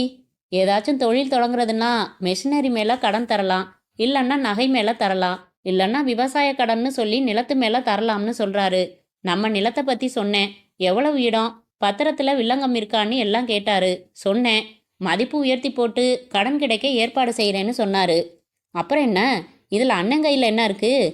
நிலத்தில் அவருக்கும் பங்கு இருக்கே. முதல்ல விற்று பிரிச்சுக்கலாம்னு துடிச்சாரு. நான் வற்புறுத்தினதுனால பின்னாடி பார்த்துக்கலாம்னு சொன்னார். இப்போ அவருக்கும் பங்கு இருக்கிற நிலத்தை அவரை ஒரு வார்த்தை கேட்காம எப்படிப்பா அடமானம் வைக்கிறது? அப்பாவுக்கு சுர்ரெண்டு கோபம் வந்தது. பத்திரம் யார் பேர்லடா இருக்கு? உங்கள் பேரில் தான். இப்போதைக்கு இது யார் சொத்து? உங்கள் சொத்து தான். இப்போ இதை நான் அடமானம் வைக்க யாரை கேட்கணும்? நான் செத்ததுக்கப்புறம் தான் சொத்து உங்கள் 2 பேருக்கும் வரும். நான் சம்மதிக்காம எப்படி நான் உயிரோடு இருக்கிறப்பவே பங்கு பிரிப்பீங்க? இதில் அந்த ஓடுகாலி பையில என்ன கேட்க வேண்டியிருக்கு? அதுக்கு இல்லைப்பா, நாளைக்கு எந்த பிரச்சனை வந்தாலும் நான் பார்த்துக்கிறேன். புறப்படு. எங்கே? நல்ல காரியம் செய்கிறதுக்கு நாள் தள்ளி போடக்கூடாது. வீட்டில் இருக்கு பத்திரம், எடுத்துக்கிட்டு பேங்குக்கு போகலாம். என் பேர்லையே கடன் போடுறேன். எங்கெங்கே கையெழுத்து போடணுமோ இன்னைக்கே போட்டுடுறேன். நீ கடையை பார்த்து அட்வான்ஸ் கொடுத்துடு. என்றார் அப்பா. அத்தியாயம் 6. 10 நாட்களில் துரிதமான ஏற்பாடுகளால் 50,000 ரூபாய்க்கு கடன் அனுமதிக்கப்பட்டு ஒப்படைத்தார்கள். அதை சாமி படத்திற்கு முன்னால் கதிரேசனிடம் கொடுத்தார் அப்பா. அமோகமா வருவ என்று ஆசீர்வதித்தார். ரயில் நிலையம் அருகில் ஒரு கடையை 40,000 முன்பணம் கொடுத்து முடித்து வைத்திருந்தான் கதிரேசன். அப்பா கடை தொடங்க நல்ல நாளை புரோகிதரை பார்த்து குறித்து வந்து கொடுத்தார். மரங்கள் வாங்குவதற்காக சென்னைக்கு புறப்பட எல்லா ஆயத்தங்களும் செய்து கொண்டிருக்கும் போது மதுரையிலிருந்து சுந்தர்ராமன் மட்டும் தனியாக வந்து சேர்ந்தான். 4 தினங்களில் தான் தொடங்க இருக்கிற நகைக்கடையின் அசத்தலான அழைப்பிதழை அப்பாவிடம் கொடுத்தான். வேண்டா வெறுப்பாக வாங்கி பார்த்தார் அப்பா. பத்திரிக்கை இருக்கட்டும், குழந்தைங்க நல்லா இருக்காங்களா என்றார் அவன் முகத்தை பார்க்காமல். என்றான். அழைச்சிட்டு வந்திருக்க கூடாதா? புது பள்ளிக்கூடம், இப்போ லீவ் எடுக்க முடியாதுப்பா, அதான். கடை திறக்க எல்லா ஏற்பாடும் பண்ணியாச்சா? கடைசி கட்ட வேலைகள் நடந்துக்கிட்டு இருக்கு. போட்ட திட்டத்தை விட எல்லாமே அதிகமாக போயிடுச்சு. டெக்கரேஷன் வேலைகளில் கண்ணா பின்னான்னு செலவாகுது. மொழி பிதுங்குது. இன்னும் 25-30,000 இருந்தால் நிம்மதியாக மூச்சு விடலாம் என்றான் சுந்தர்ராமன். அப்படியா? நான் வர்ற வழியில் நம்ம பேங்க் மேனேஜரை பார்த்தேன். அப்பா நிமிர்ந்து அவனை பார்த்தார். திரும்பி கதிரேசனை பார்த்தார். நான் சொல்கிறேனே என்றான் கதிரேசன். ரயில்வே ஸ்டேஷன் ரோடில் ஒரு கடை பார்த்துருக்கேன். சின்னதாக மரக்கடை ஆரம்பிக்கலாம்னு திட்டம். 1 லட்சம் தேவைப்படுது. 50,000க்கு என் மனைவியோட நகைகளை வச்சு ஏற்பாடு பண்ணிட்டேன். மிச்சம் 50,000க்கு என்ன செய்யலாம்னு பேங்க் மேனேஜரை விசாரிச்சப்போ நிலத்து மேலே அந்த தொகையை கடனாக தரேன்னு சொன்னார். அதனால் நிலத்தை வச்சு தான் வாங்கியிருக்கு. அப்பா பேரில் தான். சுந்தர்ராமனின் முகம் கோபத்தில் சிவந்து போனது. ஓஹோ, கடன் வாங்கியாச்சா? வாங்கியாச்சு. அந்த நிலத்து மேலே கடன் வாங்க உனக்கு என்ன உரிமை இருக்கு? அப்பா இடைமறித்தார். சுந்தராமா, என்கிட்ட பேசு. நிலத்து பேரில் கடன் அவன் வாங்கலை. என்னோட நிலம், நான் தான் கடன் வாங்கியிருக்கேன். யார் பேரில் வாங்கினா என்ன? இந்த கடன் தொகையை அவனுக்குத்தானே தொழில் ஆரம்பிக்க கொடுத்துருக்கீங்க. ஆமாம், அதுக்கு என்ன? நானும் தான் தொழில் ஆரம்பிக்கிறேன். எனக்கும் தான் பணம் தேவைப்படுது. இப்போ தானே சொன்னேன் 30,000 தட்டுப்பாடு ஆகுதுன்னு. அவனுக்கு மட்டும் கடன் எடுத்து கொடுக்கறதுனா என்ன அர்த்தம்? இன்னைக்கு இல்லைன்னாலும் நாளைக்கு எனக்கும் அந்த நிலத்தில் பங்கு இருக்கா இல்லையா? கோபமாக கேட்டான். யார் இல்லைன்னது? நாளைக்குன்னா நான் செத்ததுக்கப்புறம் தானே. அதுக்கு இப்போ என்ன? அப்பா, தப்பாக நினச்சிக்க கூடாது. நாளைக்கு நான் என் பாகத்தை கேட்குறப்போ தம்பியால் இந்த கடனை அடைக்க முடியலைன்னு வைங்க, நான் ஏமாந்த சோனகிரி ஆயிடுறேன் இல்லையா? அண்ணே, ஏன்னு இப்படிலாம் பேசுகிறீங்க? நான் ஏதாச்சும் ஒரு தொழில் ஆரம்பிச்சு தானே ஆகணும். வேறு வழி இல்லாமல் தானே இந்த முடிவுக்கு வந்தோம். நான் சம்பாதிக்க ஆரம்பித்ததும் முதல்ல பேங்க்கு கடனை அடைச்சிட்டு அடைச்ச கையோட நிலத்தோட மதிப்பில் பாதி பங்கு உங்களுக்கு கொடுத்துட்றேன். என்னப்பா உத்தரவாதம்? என்ன நம்பலையா நீங்கள்? நம்பிக்கை இருக்குது. ஆனால் சூழ்நிலை மாறிட்டா யார் தான் என்ன செய்ய முடியும்? ஏன்னு இப்படி அவசகுணமாக பேசுகிறீங்க? நான் இந்த வீட்டை விட்டு போனப்போ மட்டும் யாராச்சும் நல்ல சகுனமாக இருக்கட்டும்னு வாழ்த்தையை அனுப்பி வச்சாங்க. எல்லாருக்கும் பிரிவினால் ஏற்பட்ட வருத்தம் தானே ஒழிய யாருக்கும் உங்கள் மேலே கோபம் இல்லைண்ணே. கோபம் இல்லைன்னா ஒரு கண்ணில் வெண்ணெய் ஒரு கண்ணில் சுண்ணாம்பு வைப்பாங்களா? கோபமாக பதில் சொன்னார் அப்பா. டேய், இப்படி என்ன பார்த்து பேசுகிறா? இப்போ என்ன சுண்ணாம்பு வச்சுட்டாங்க உனக்கு? எனக்கும் பணம் தட்டுப்பாடு, அவனுக்கும் பணம் தேவை.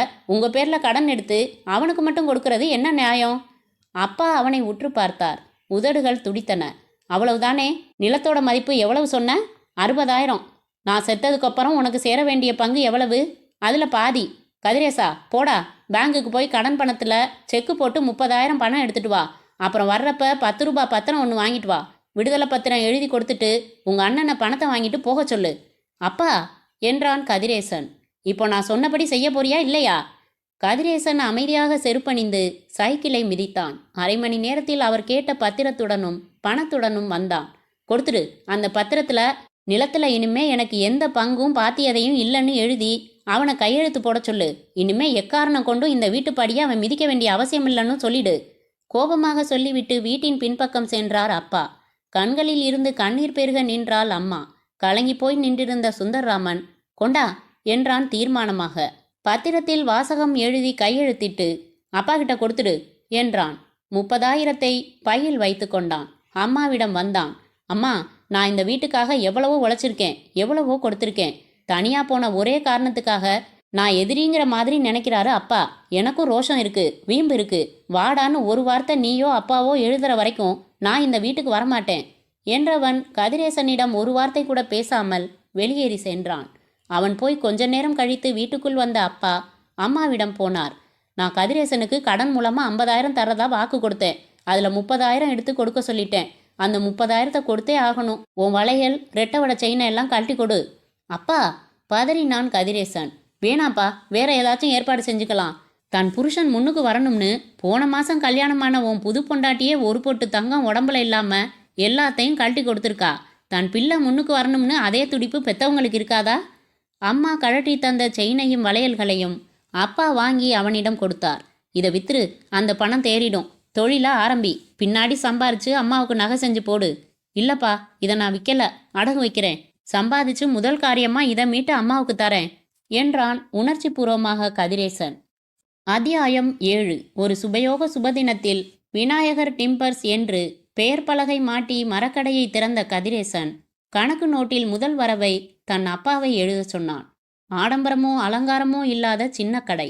ஒரு மேஜை, ஒரு நாற்காலி, வருபவர்கள் உட்கார ஒரு நீல பெஞ்ச், தவிர அறுக்கப்பட்ட பல வகையான மரங்கள், வகைக்கு கொஞ்சம், சுவாமி படம், அவ்வளவே கடை. சாம்பிராணி போட்டு தேங்காய் உடைத்து சூடம் காட்டி தொடங்கப்பட்ட கடை. கடையில் உதவிக்கு 10வது படித்த மாதவன் என்று ஒரே ஒரு பையன். சுறுசுறுப்பாக வியாபாரத்தை ஆரம்பித்தான் கதிரேசன்.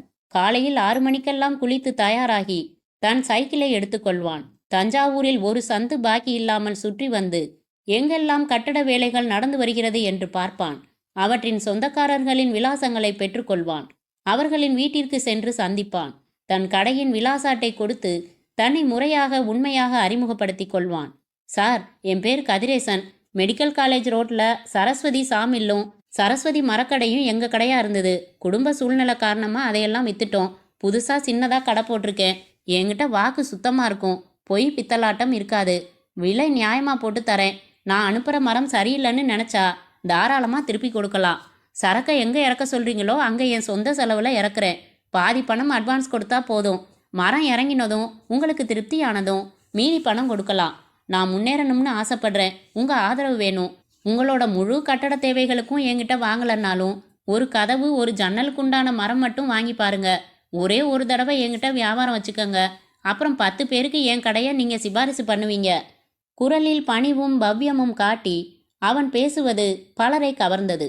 கட்டட என்ஜினியர்கள், நகரில் உள்ள முக்கியமான தச்சுப்பட்டறைக்காரர்கள் என்று எங்கும் சுற்றி ஆர்டர்கள் கேன்வாஸ் செய்தான். அவரவரிடம் அவரவருக்கு தகுந்தபடி பேசினான். ஒரே மாதத்தில் பழைய அறிமுகமான வாடிக்கையாளர்கள் தவிர புதிதாக நிறைய வாடிக்கையாளர்கள் கிடைத்தார்கள். சின்ன பெரிய ஆர்டர்கள் கிடைக்கத் தொடங்கின. எஸ்டிடி பூத்தில் இருந்து 2 தினங்களுக்கு ஒரு முறை சென்னை மொத்த விற்பனையாளர்களுக்கு ஃபோன் செய்து ஆர்டர் செய்ய தொடங்கினான். கேரளா, ஆந்திராவிலிருந்து உருட்டு மரங்களை வாங்கி கூலிக்கு சாமில்களில் கொடுத்து பல ரகமாக அறுத்து சப்ளை செய்ய ஆரம்பித்தான். வியாபாரம் சூடுபிடிக்க தொடங்கியது. கடையில் ஒரே ஒரு பையனை வச்சுக்கிட்டு சமாளிக்க முடியல பானு. பில் போடணும், லாரியில் சரக்கு வந்தால் சரிபார்த்து இறக்கணும், டெலிவரி கொடுக்கணும், பணம் வசூல் பண்ணிட்டு வரணும். அதனால் இன்னும் 2 பேரை வேலைக்கு சேர்க்கலாம்னு இருக்கேன். ஃபோனில் ஆர்டர் சொல்லாமல் கேரளாவுக்கு நேரில் போய் மரங்கள் வாங்கினா இன்னும் லாபம் அதிகமாக கிடைக்கும். கடையில் யாரையும் விட்டுட்டு போக முடியலை. அதனால் அதெல்லாம் செய்ய முடியலை என்று தன் மனைவியிடம் அவன் சொன்னபோது அவள் சொன்னாள், ஏங்க, நானும் +2 படிச்சிருக்கேன். வீட்டில் பெருசாக வேலை எதுவும் இல்லை. நான் கடைக்கு வரேன். கணக்கு எழுதுறது, கூட்டுறது, கழிக்கிறது, பில்லு போடுறது, பணம் எண்ணி வாங்குறது, இதெல்லாம் நான் செய்ய முடியாதா? ஒரு ஆள் சம்பளம் மிச்சம்தானே. நீங்களும் என்ன கடையில் வச்சுக்கிட்டு வெளியூர் எல்லாம் போயிட்டு வர முடியுமே. நியாயம்தான். ஆனால் உன்னை எப்படி கடையில்? ஏன், என்ன தப்பு? பொம்பளைங்க ஆஃபீஸ் போகலையா?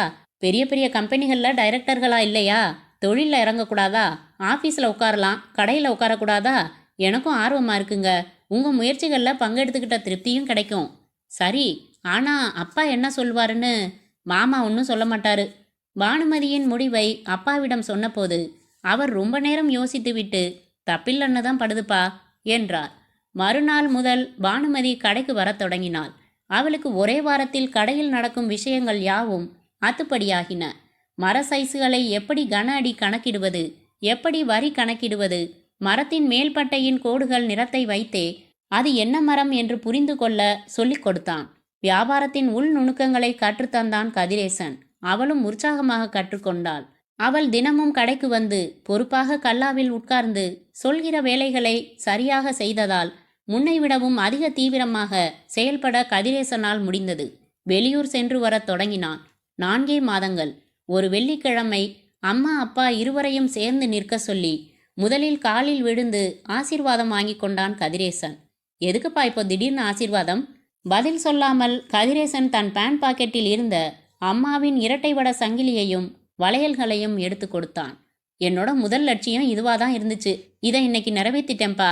பெற்றவர்களுக்கு கண்கள் ததும்பின. உன்னோட பொறுமையும் உழைப்பும் என்னைக்கும் உன்னை உயர வச்சுக்கிட்டே இருக்கும்பா கதிரேசா. இன்னொரு அதிர்ஷ்டமும் செஞ்சிருக்க நீ. என்னப்பா, ஒரு குணவதிய பொண்டாட்டியை அடைஞ்சிருக்கியே, அதை சொல்றேன். உன்னோட அடுத்த லட்சியம் என்னப்பா? மில்லையும் கடையையும் விலைக்கு வாங்குறது தான். தப்பு, அதை தள்ளி வச்சுக்கலாம். என்னைக்கு இருந்தாலும் அதை வாங்கலாம். அடுத்து நீ செய்ய வேண்டியது, உன் பொண்டாட்டிக்கிட்ட இருந்து என்னென்ன நகைகள் வாங்கி வித்தியோ அதையெல்லாம் செஞ்சு போடணும். இல்லப்பா, அதை மெதுவா. இல்லை, நான் சொல்கிற வார்த்தையே எடுத்துக்கோ. அதை வாங்கி கொடு, இதை வாங்கி கொடு, அங்கே அழைச்சிக்கிட்டு போ, இங்கே அழைச்சிக்கிட்டு போன்னு எத்தனை பொண்ணுங்க நச்சரிக்கும். பானுமதி இதுவரைக்கும் ஒரு தடவையாவது முகம் சுழிச்சிருக்காளா? புகுந்த வீட்டில் உள்ள சூழ்நிலையை புரிஞ்சுக்கிட்டு அதுக்கு தகுந்த மாதிரி மனசை கட்டுப்படுத்திக்கிட்டு முன்னேறணுங்கிற துடிப்போட உன்னோட இணைஞ்சு பாடுபடுறாளே, அந்த தங்கத்துக்கு தங்கம் மாட்டி நீ அழகு பார்க்கறது தாண்டா அடுத்து நீ செய்ய வேண்டியது. தலையசைத்தான் கதிரேசன். அன்றிரவு படுக்கையில் பானுமதியின் மூக்கை நிமிண்டி விட்டு சொன்னான், நீ பெரிய ஆளுப்பா. எதுல பெரிய சாதனை செஞ்சிருக்க நீ? கின்னஸ் புத்தகத்துக்கு கூட எழுதி போடலாம், அவ்வளோ பெரிய சாதனை. அப்படி என்னங்க சாதனை செஞ்சேன்? மாமனார் மாமியார் வாயால் என் மருமகள் தங்கம்னு பேர் எடுக்கிறது சாதனை இல்லையா? ஐய, என்ன பண்ணிட்டேன் அப்படி? ஒன்றும் வில்லங்கம் பண்ணலை, அதுவே பெருசு. அதுக்கு மேலே இந்த குடும்பத்துக்கு நல்லது செய்கிற. இந்த குடும்பம்னு பிரிக்காதீங்கன்னு எத்தனை தடவை சொல்லியிருக்கேன். நம்ம குடும்பங்க இது. ஒரு பொண்ணுக்கு கல்யாணத்துக்கு அப்புறம் புருஷனோட குடும்பம் தானே சொந்த குடும்பம். இப்போ என்ன அதிசயமாக நான் நல்லது பண்ணிட்டேன்? ரொம்ப புகழாதீங்க. சரி, அதை விடு. டாக்டர்கிட்ட போயிட்டு வர சொன்னேனே, போனியா? போகலை என்றாள் அவன் மார்பில் ஒற்றை விரலால் படம் வரைந்தபடி. ஏன் போகலை? எதுக்காக போக சொன்னீங்க? சும்மா ஒரு ஜென்ரல் செக்கப்புக்காக. இந்த கதை வேணாம். என்னடா, கல்யாணமாகி 6 மாசமாக போகுதே, இன்னும் இவ வாந்தி எடுக்க மாட்டேங்கிறாளேன்னு ஒரு சந்தேகம். அதுவும் தான். நாம எந்த தடையும் விதிச்சுக்கல. 6 மாசமாச்சு. இயல்பா எல்லாருக்கும் ஏற்படுற ஆர்வம் தானே. தடை விதிச்சுக்கலன்னு யார் சொன்னது? என்ன சொல்ற பானு? உங்களை கூட கேட்காம நான் ஒரு காரியம் பண்ணிக்கிட்டு இருக்கேங்க. என்னது? மாத்திரை சாப்பிட்டுட்டு இருக்கேன். டாக்டரை கன்சல்ட் பண்ணி உடம்புக்கு கெடுதி இல்லாத கருத்தடை மாத்திரை சாப்பிட்டுக்கிட்டு இருக்கேன். பைத்தியக்காரி, எதுக்காக? சில லட்சியங்கள் நிறைவேறட்டும், அது வரைக்கும் சில ஆசைகளை தள்ளி போடலாமேன்னு தான்.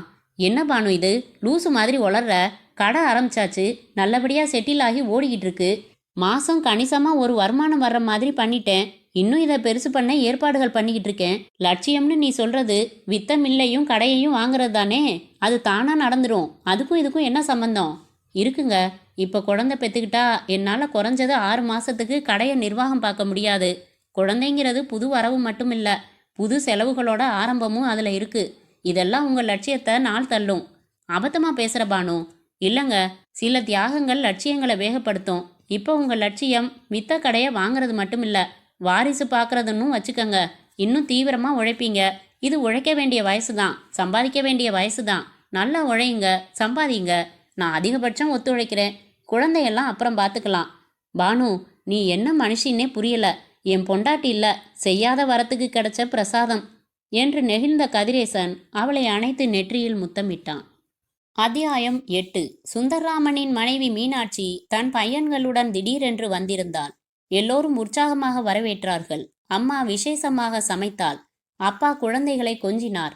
அவர்களை வெளியே அழைத்து சென்று அவர்கள் கேட்ட பொம்மைகள், பிஸ்கட்டுகள் வாங்கி தந்தார். கதிரேசன் புதிதாக வாங்கியிருந்த மொபைட்டில் இருவரையும் வைத்துக்கொண்டு ஊரெல்லாம் சுற்றிவிட்டு வந்தான். இரவு சாப்பாடு முடிந்து எல்லோருமாக கூடத்தில் அமர்ந்திருக்கும் போது கை துடைத்துவிட்டு இருக்கையில் சாய்ந்த அப்பா தன் மருமகளிடம் கேட்டார், ஏம்மா, பெத்த அப்பனுக்கு கோபம் காட்ட உரிமை இல்லையா? அவன் வரக்கூடாதா? நீ தான் எடுத்து சொல்லக்கூடாதா? சொன்னேன் மாமா, அவர் முந்தி மாதிரி இல்லை மாமா. எங்க அப்பா நகைக்கடை வச்சு பெரிய ஆளா உசந்துட்ட மாதிரி இவரும் உசரணும்னு வெறி பிடிச்சு அலையிறாரு.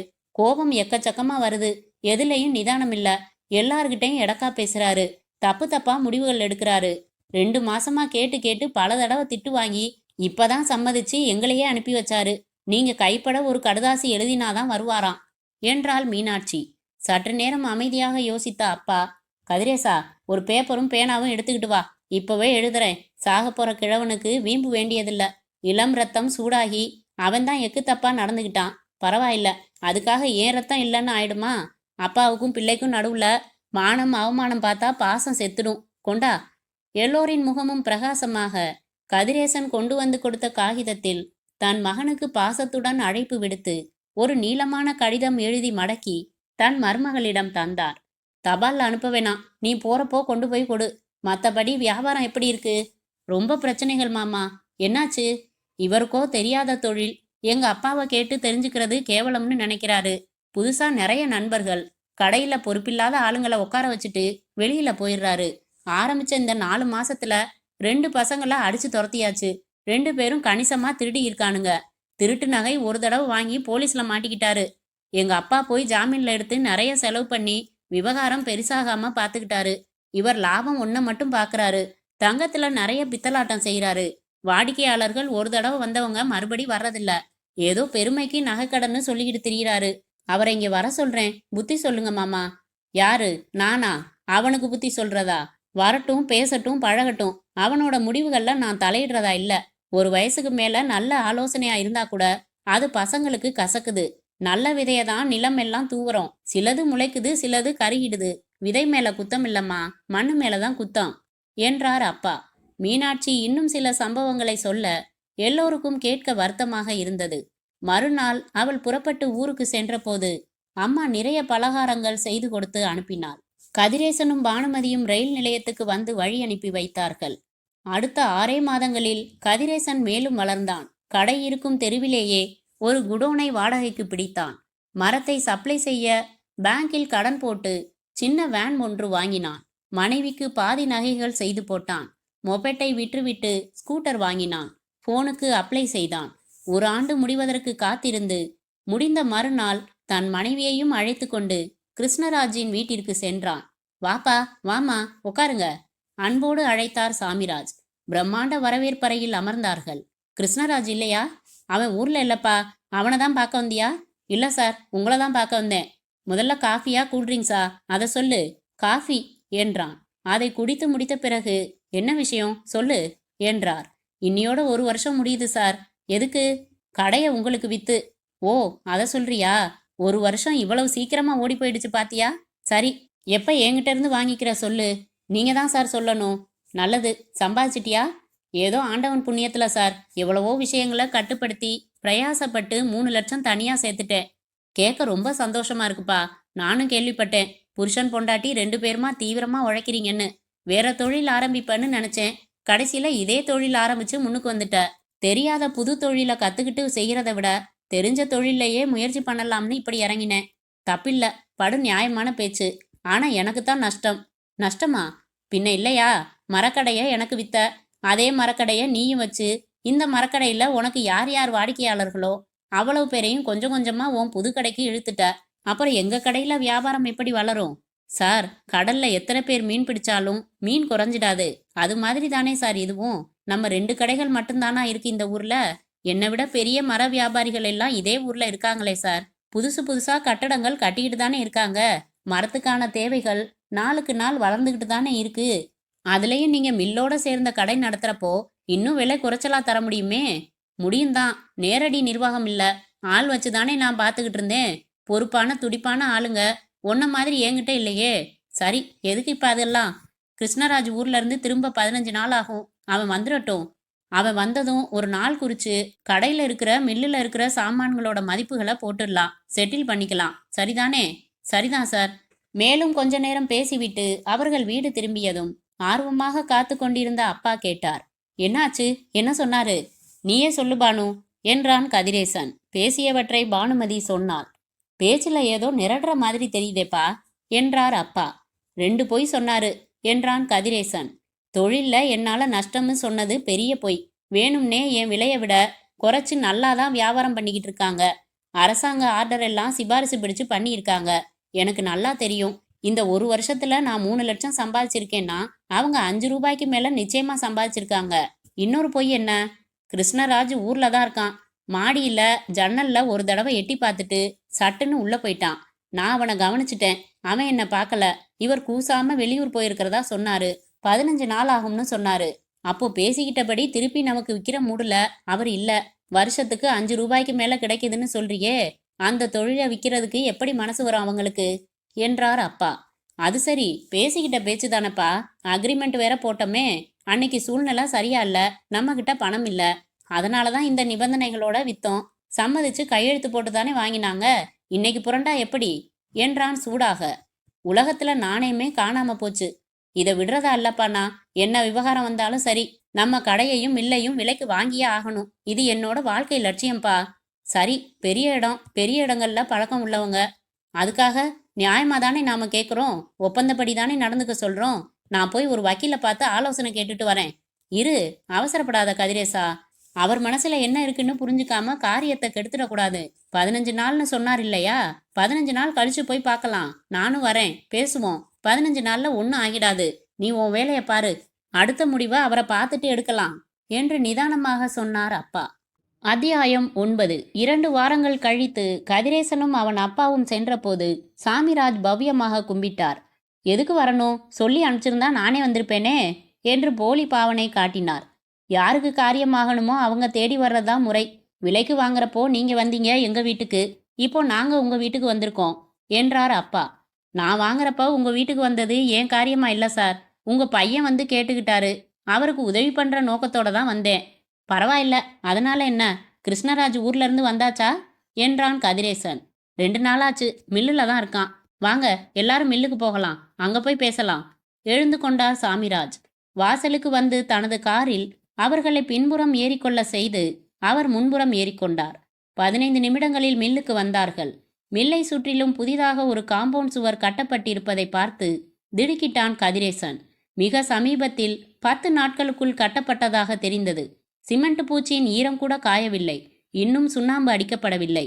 என்ன சார் இது, காம்பவுண்ட் சுவர் கட்டியிருக்கீங்க? ஆமா, முள்வேலி தான் இருந்துச்சு. இப்பதான் 1 மாசம் முன்னாடி பக்காவா காம்பவுண்ட் சுவர் கட்ட சொன்னேன். மொத்தம் 180 அடி வருது. காம்பவுண்ட் சுவருக்கு மட்டும் 75,000 ஆச்சு என்றார். கதிரேசன் தன் அப்பாவை பார்த்தான்.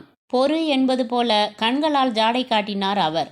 இறங்கி மில்லுக்குள் நடந்தார்கள். மில்லுக்குள் இருந்த அலுவலக அறையையும் வெகுவாக புதுப்பித்து உள்ளே அலங்காரம் செய்து ஏசி செய்து வால்பேப்பர் ஒட்டி எல்லாமே வெகு சமீபத்தில் செய்யப்பட்டதாக தெரிந்தன. பெயிண்ட் வாசனை அடித்தது. எதுக்கு சார் ஒரு சாமில்லோட ஆஃபீஸை இவ்வளவு தூரம் அலங்காரம் பண்ணியிருக்கீங்க என்றான் கதிரேசன் கொதிப்புடன். என்னப்பா இது? ஏன் சொத்து, ஏன் இஷ்டப்படி செஞ்சேன், ஏன் சௌகரியத்துக்காக செஞ்சேன். நீ வந்து சரியா 1 வருஷம் முடிஞ்சதுமே நிற்க போறன்னு எனக்கு தெரியுமா என்றார் சாமிராஜ். எப்போ செஞ்சீங்க இதெல்லாம்? 2 மாசம் இருக்கும். பொய், பச்சை பொய். இவனும் பானுமதியும் சந்தித்து விட்டு வந்த பிறகுதான் செய்திருக்கிறார்.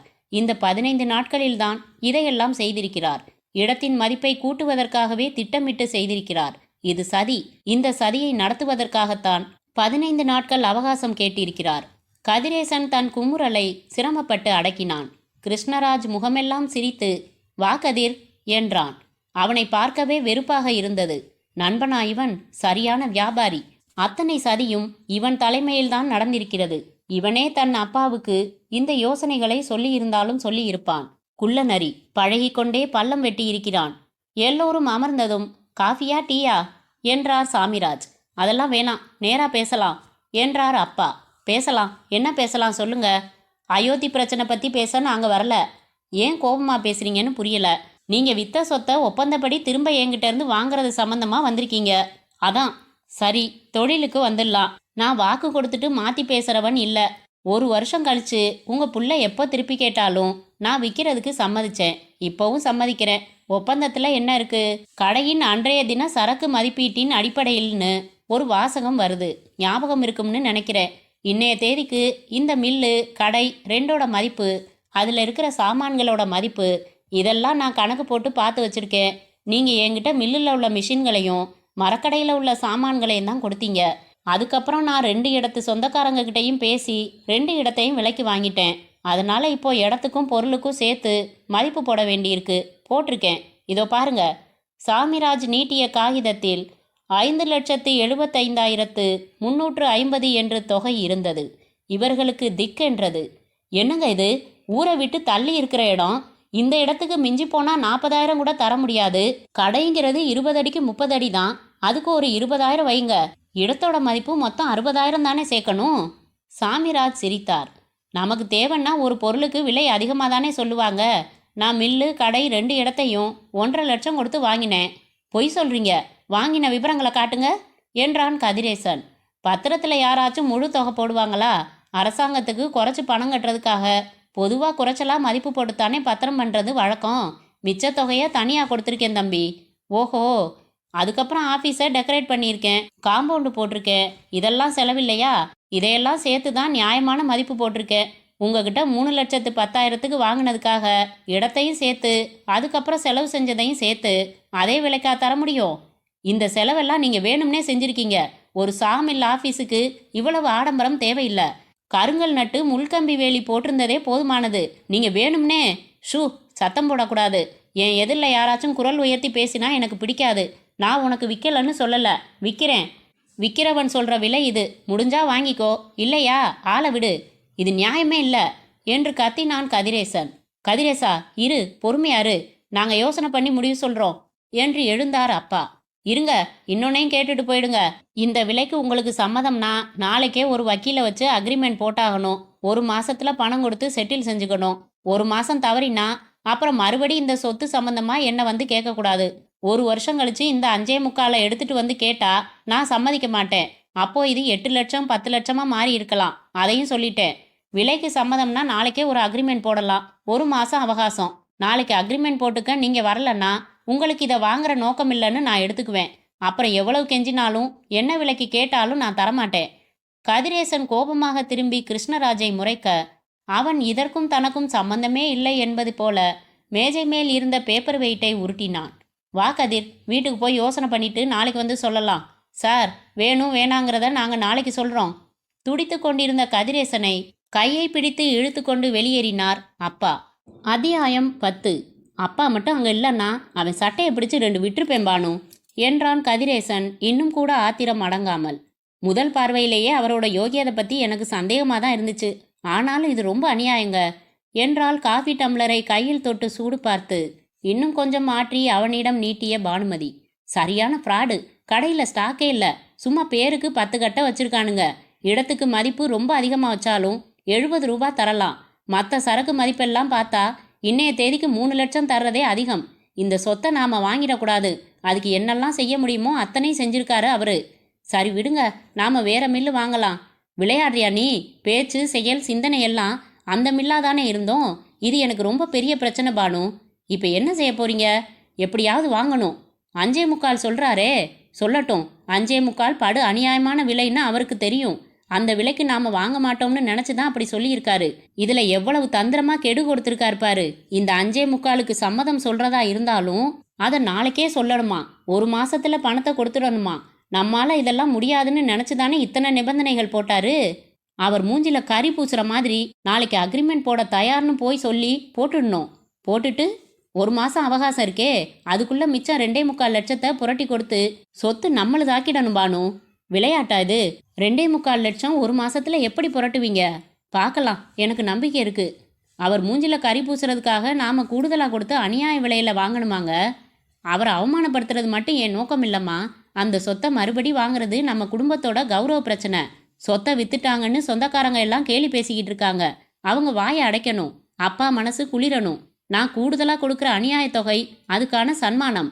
இடம் நம்ம கைக்கு வந்ததும் நாம் இந்த கடைக்கும் குடோனுக்கும் கொடுத்துக்கிட்டு இருக்கிற வாடகை மிச்சம். இதையெல்லாம் அங்கே மாற்றிடலாம். மில்லோட சேர்ந்த கடைனா நமக்கு லாபம் அதிகம். இந்த ஆள்கிட்ட கூட கொடுக்குற தொகையை என்னால் 6 மாசத்துல சம்பாதிச்சிட முடியும். என்ன அவர் சாதாரணமாக நினச்சி தப்பு கணக்கு போட்டுட்டாரு. என்னால் முடியாதுன்னு நினச்சிட்டாரு. முடியும்னு காட்டணும் பானு. அப்பா என்ன சொன்னாரு? நீ எந்த முடிவெடுத்தாலும் அது சரியாக தான் இருக்கும்னு சொன்னாரு. யோசிச்சு முடிவெடுன்னு சொன்னாரு. உங்களுக்கு தைரியம் இருந்தால் அதை நான் கலைக்க விரும்பலைங்க. செய்யுங்க, சமாளிப்போம். பணத்தை எப்படி புரட்டுவீங்க 1 மாசத்துல? இந்த 1 வருஷத்துல எனக்கு எவ்வளவோ நல்ல நண்பர்கள் கிடைச்சிருக்காங்க. தொழிலில் நான் நேர்மையாக நடந்துக்கிறதால என்னை நம்பி இன்னைய தேதிக்கு 10 லட்சம் ரூபாய்க்கு கூட பணம் அப்புறம் வாங்கிக்கிறேன்னு சொல்லிட்டு சரக்கு அனுப்புகிற ஆட்கள் இருக்காங்க. 5 பேர்கிட்ட 50,000 50,000ன்னு கைமாத்தா வாங்கினாலே போதும், தேறிடும். வட்டி போட்டு திருப்பி கொடுத்துடலாம் பானு. என்னால் முடியும், எனக்கு நம்பிக்கை இருக்கு. அப்போ ஒரே முடிவில் இருங்க, குழப்பிக்காம இறங்குங்க. மற்ற எல்லாரையும் விட நீ சொல்கிற தைரியம் ஒன்று போதும், எனக்கு சாதிச்சிடுவேன் என்றான் கதிரேசன். மறுநாள் அப்பாவையும் ஒரு வக்கீலையும் அழைத்து கொண்டு சாமிராஜ் வீட்டுக்கு போனான் கதிரேசன். வாங்க, என்ன முடிவு பண்ணீங்க என்றார் எகத்தாளமாக சாமிராஜ். எங்கள் வக்கீல் சொல்லுவார் என்றான் விரைப்பாக கதிரேசன். என்ன வக்கீலையா, சொல்லுங்க. நீங்கள் சொன்னபடி 5.25 லட்சத்துக்கு உங்கள் மில்லு கடை அதில் இன்னைய தேதியில் இருக்கிற அத்தனை சாமான்களையும் விலைக்கு வாங்கிக்க இவங்க சம்மதிக்கிறாங்க. அதுக்கான அக்ரிமெண்ட் போட்டுடலாம் என்றார் வக்கீல். சாமிராஜ் ஆடி போனது அவர் முகத்திலேயே தெரிந்தது. வார்த்தை மாற மாட்டீங்கன்னு நினைக்கிறேன் என்றான் கதிரேசன். மாறலப்பா, போட்டுக்கலாம். நீங்க நிபந்தனை விதிச்ச மாதிரி இவங்களும் ஒரு நிபந்தனை விதிக்கிறாங்க. அதாவது 5.25 லட்சத்துல 3 லட்சம் இப்போ கொடுத்துட்றாங்க. மீதி 2.25 லட்சத்தை நீங்க சொன்னபடி 1 மாசத்துக்குள்ள கொடுத்து செட்டில் பண்ணிக்கிறாங்க. இந்த 1 மாசத்துக்குள்ள இடத்துல கட்டட வேலைகள் எதுவும் செய்யக்கூடாது. மர ஸ்டாக் வேணும்னா மாறுபடலாம். ஒத்துக்கிறீங்களா? நியாயம்தானே? சொத்தை வாங்க போறாங்க. இனிமே போய் நான் அதுல என்ன செலவு செய்ய போறேன்? ஒத்துக்கிறேன். அப்போ அக்ரிமெண்ட் பத்திரத்துல எழுதட்டுமா? எழுதலாம். வக்கீல் எழுதினார். 2 தடவை படித்து பார்த்து சாமிராஜ் கையெழுத்திட்டார். கதிரேசனும் கையெழுத்திட்டான். 3 லட்சம் ரூபாயை 500 ரூபாய் கட்டுகளாக எடுத்து வைத்ததை சாமிராஜ் எண்ணி பார்த்து எடுத்து வைத்து கொண்டார். 1 மாசத்துக்குள்ள மறுபடி சந்திக்கலாம் என்றான் கதிரேசன். சரி என்றார். அவர்கள் வெளியேறியதும் அருகில் இருந்த கிருஷ்ணராஜை பார்த்தார் சாமிராஜ். என்னடா, கணக்கு தப்பாயிடுச்சா? சொத்தும் வேணாம் ஒன்றும் வேணான்னு சொல்லிட்டு போயிடுவாங்கன்னு சொன்ன, அட்வான்ஸ் கொடுத்துட்டு அக்ரிமெண்ட் போட்டுட்டு போறாங்க என்றார். கிருஷ்ணராஜின் முகமும் சற்று வெளுத்திருந்தது. இல்லப்பா, இது வீம்பு. இந்த 3 லட்சத்தையே ரொம்ப கஷ்டப்பட்டு புரட்டி இருக்கான்னு எனக்கு தெரியும். 1 மாசத்துக்குள்ள அவனால மிச்ச பணத்தை புரட்ட முடியாது. முடியலன்னு வந்து கெஞ்சி அட்வான்ஸ் பணத்தை திரும்பி வாங்கிட்டு தான் போக போறான். சொத்து என்னைக்கும் நம்மோடது தான். நாம் அன்னைக்கு பண்ணினது தான் தப்பு. வெறும் பையன் இவன் எங்கே சம்பாதிச்சு திரும்ப என்கிட்ட சொத்தை வாங்க போறான்னு நினச்சி அக்ரிமெண்ட்ல திரும்ப விற்க சம்மதிக்கிறேன்னு ஒரு வாசகம் போட்டேன் பாரு, அங்கே தான் தப்பு பண்ணிட்டேன். ஒன்றும் ஆயிடலப்பா, கவலைப்படாதீங்க, அவனால் முடியாது என்றான் கிருஷ்ணராஜ் அழுத்தம் திருத்தமாக. ஆனால் அவனால் முடிந்தது. புறப்பட்டு வெளியூர் சென்ற கதிரேசன் தனக்கு மரம் அனுப்புகிற ஆட்களை சந்தித்து அக்ரிமெண்ட் நகலை காட்டி உண்மை நிலையை சொல்ல ஒரே ஆள் 1.5 லட்சத்தை மறு கேள்வி கேட்காமல் கொடுத்தார். சார், நல்லவன் கெட்டவனை அடையாளம் புரிஞ்சுக்காம வியாபாரம் பண்ண முடியாது. உங்களை நம்பி நான் 1 கோடி ரூபாய்க்கு கூட சரக்கு தருவேன். தைரியமா இறங்குங்க. வாழ்த்துக்கள். ஒரே வாரத்தில் 2.25 லட்சம் புரட்டி கொண்டு அதே வக்கீலோடு நேராக மில்லுக்கு போய் இறங்கி பணத்தை சாமிராஜின் மேஜை மேல் வைத்ததும் அவர் பெரிதும் அதிர்ந்தார். ரெஜிஸ்ட்ரார் ஆபீஸ்ல பேசியாச்சு. ரெஜிஸ்ட்ரார் நமக்காக வெயிட் பண்றாரு. போலாமா என்றான் கதிரேசன். கொஞ்ச நேரம் மௌனமாக அவனையே பார்த்து கொண்டிருந்த சாமிராஜ் கை நீட்டினார். கை கொடுப்பா, நீ ஜெயிச்சிட்ட, நிஜம்தான். நீ இந்த ராசியான சொத்தை வாங்கக்கூடாதுங்கிறதுக்காக நான் என்னென்னமோ செஞ்சது நிஜம்தான். ஆனா ஒரே உறுதியா இருந்து சாதிச்சிட்ட. வா, ரெஜிஸ்ட்ரார் ஆபீஸ் போகலாம். ரெஜிஸ்ட்ரார் ஆபீஸில் பத்திரத்தை பதிவு செய்து பெற்றுக்கொண்ட பிறகு தன் அப்பா, அம்மா, பானுமதி மூவரையும் அழைத்து கொண்டு மில்லுக்கு வந்தான் கதிரேசன். யார்பாங்க? அந்த போர்டை முதல்ல கழட்டு. விநாயகர் சா மில்லுன்னு போர்டு எழுத கொடுத்துருக்கேன், வந்தது மாட்டு என்றான். உட்காருங்கப்பா. அப்பாவை மில்லின் அலுவலக மேஜைக்கு பின்னே இருந்த சுழல் நாற்காலியில் உட்கார சொன்னான். இது நான் உட்கார வேண்டிய நாற்காலி இல்லப்பா.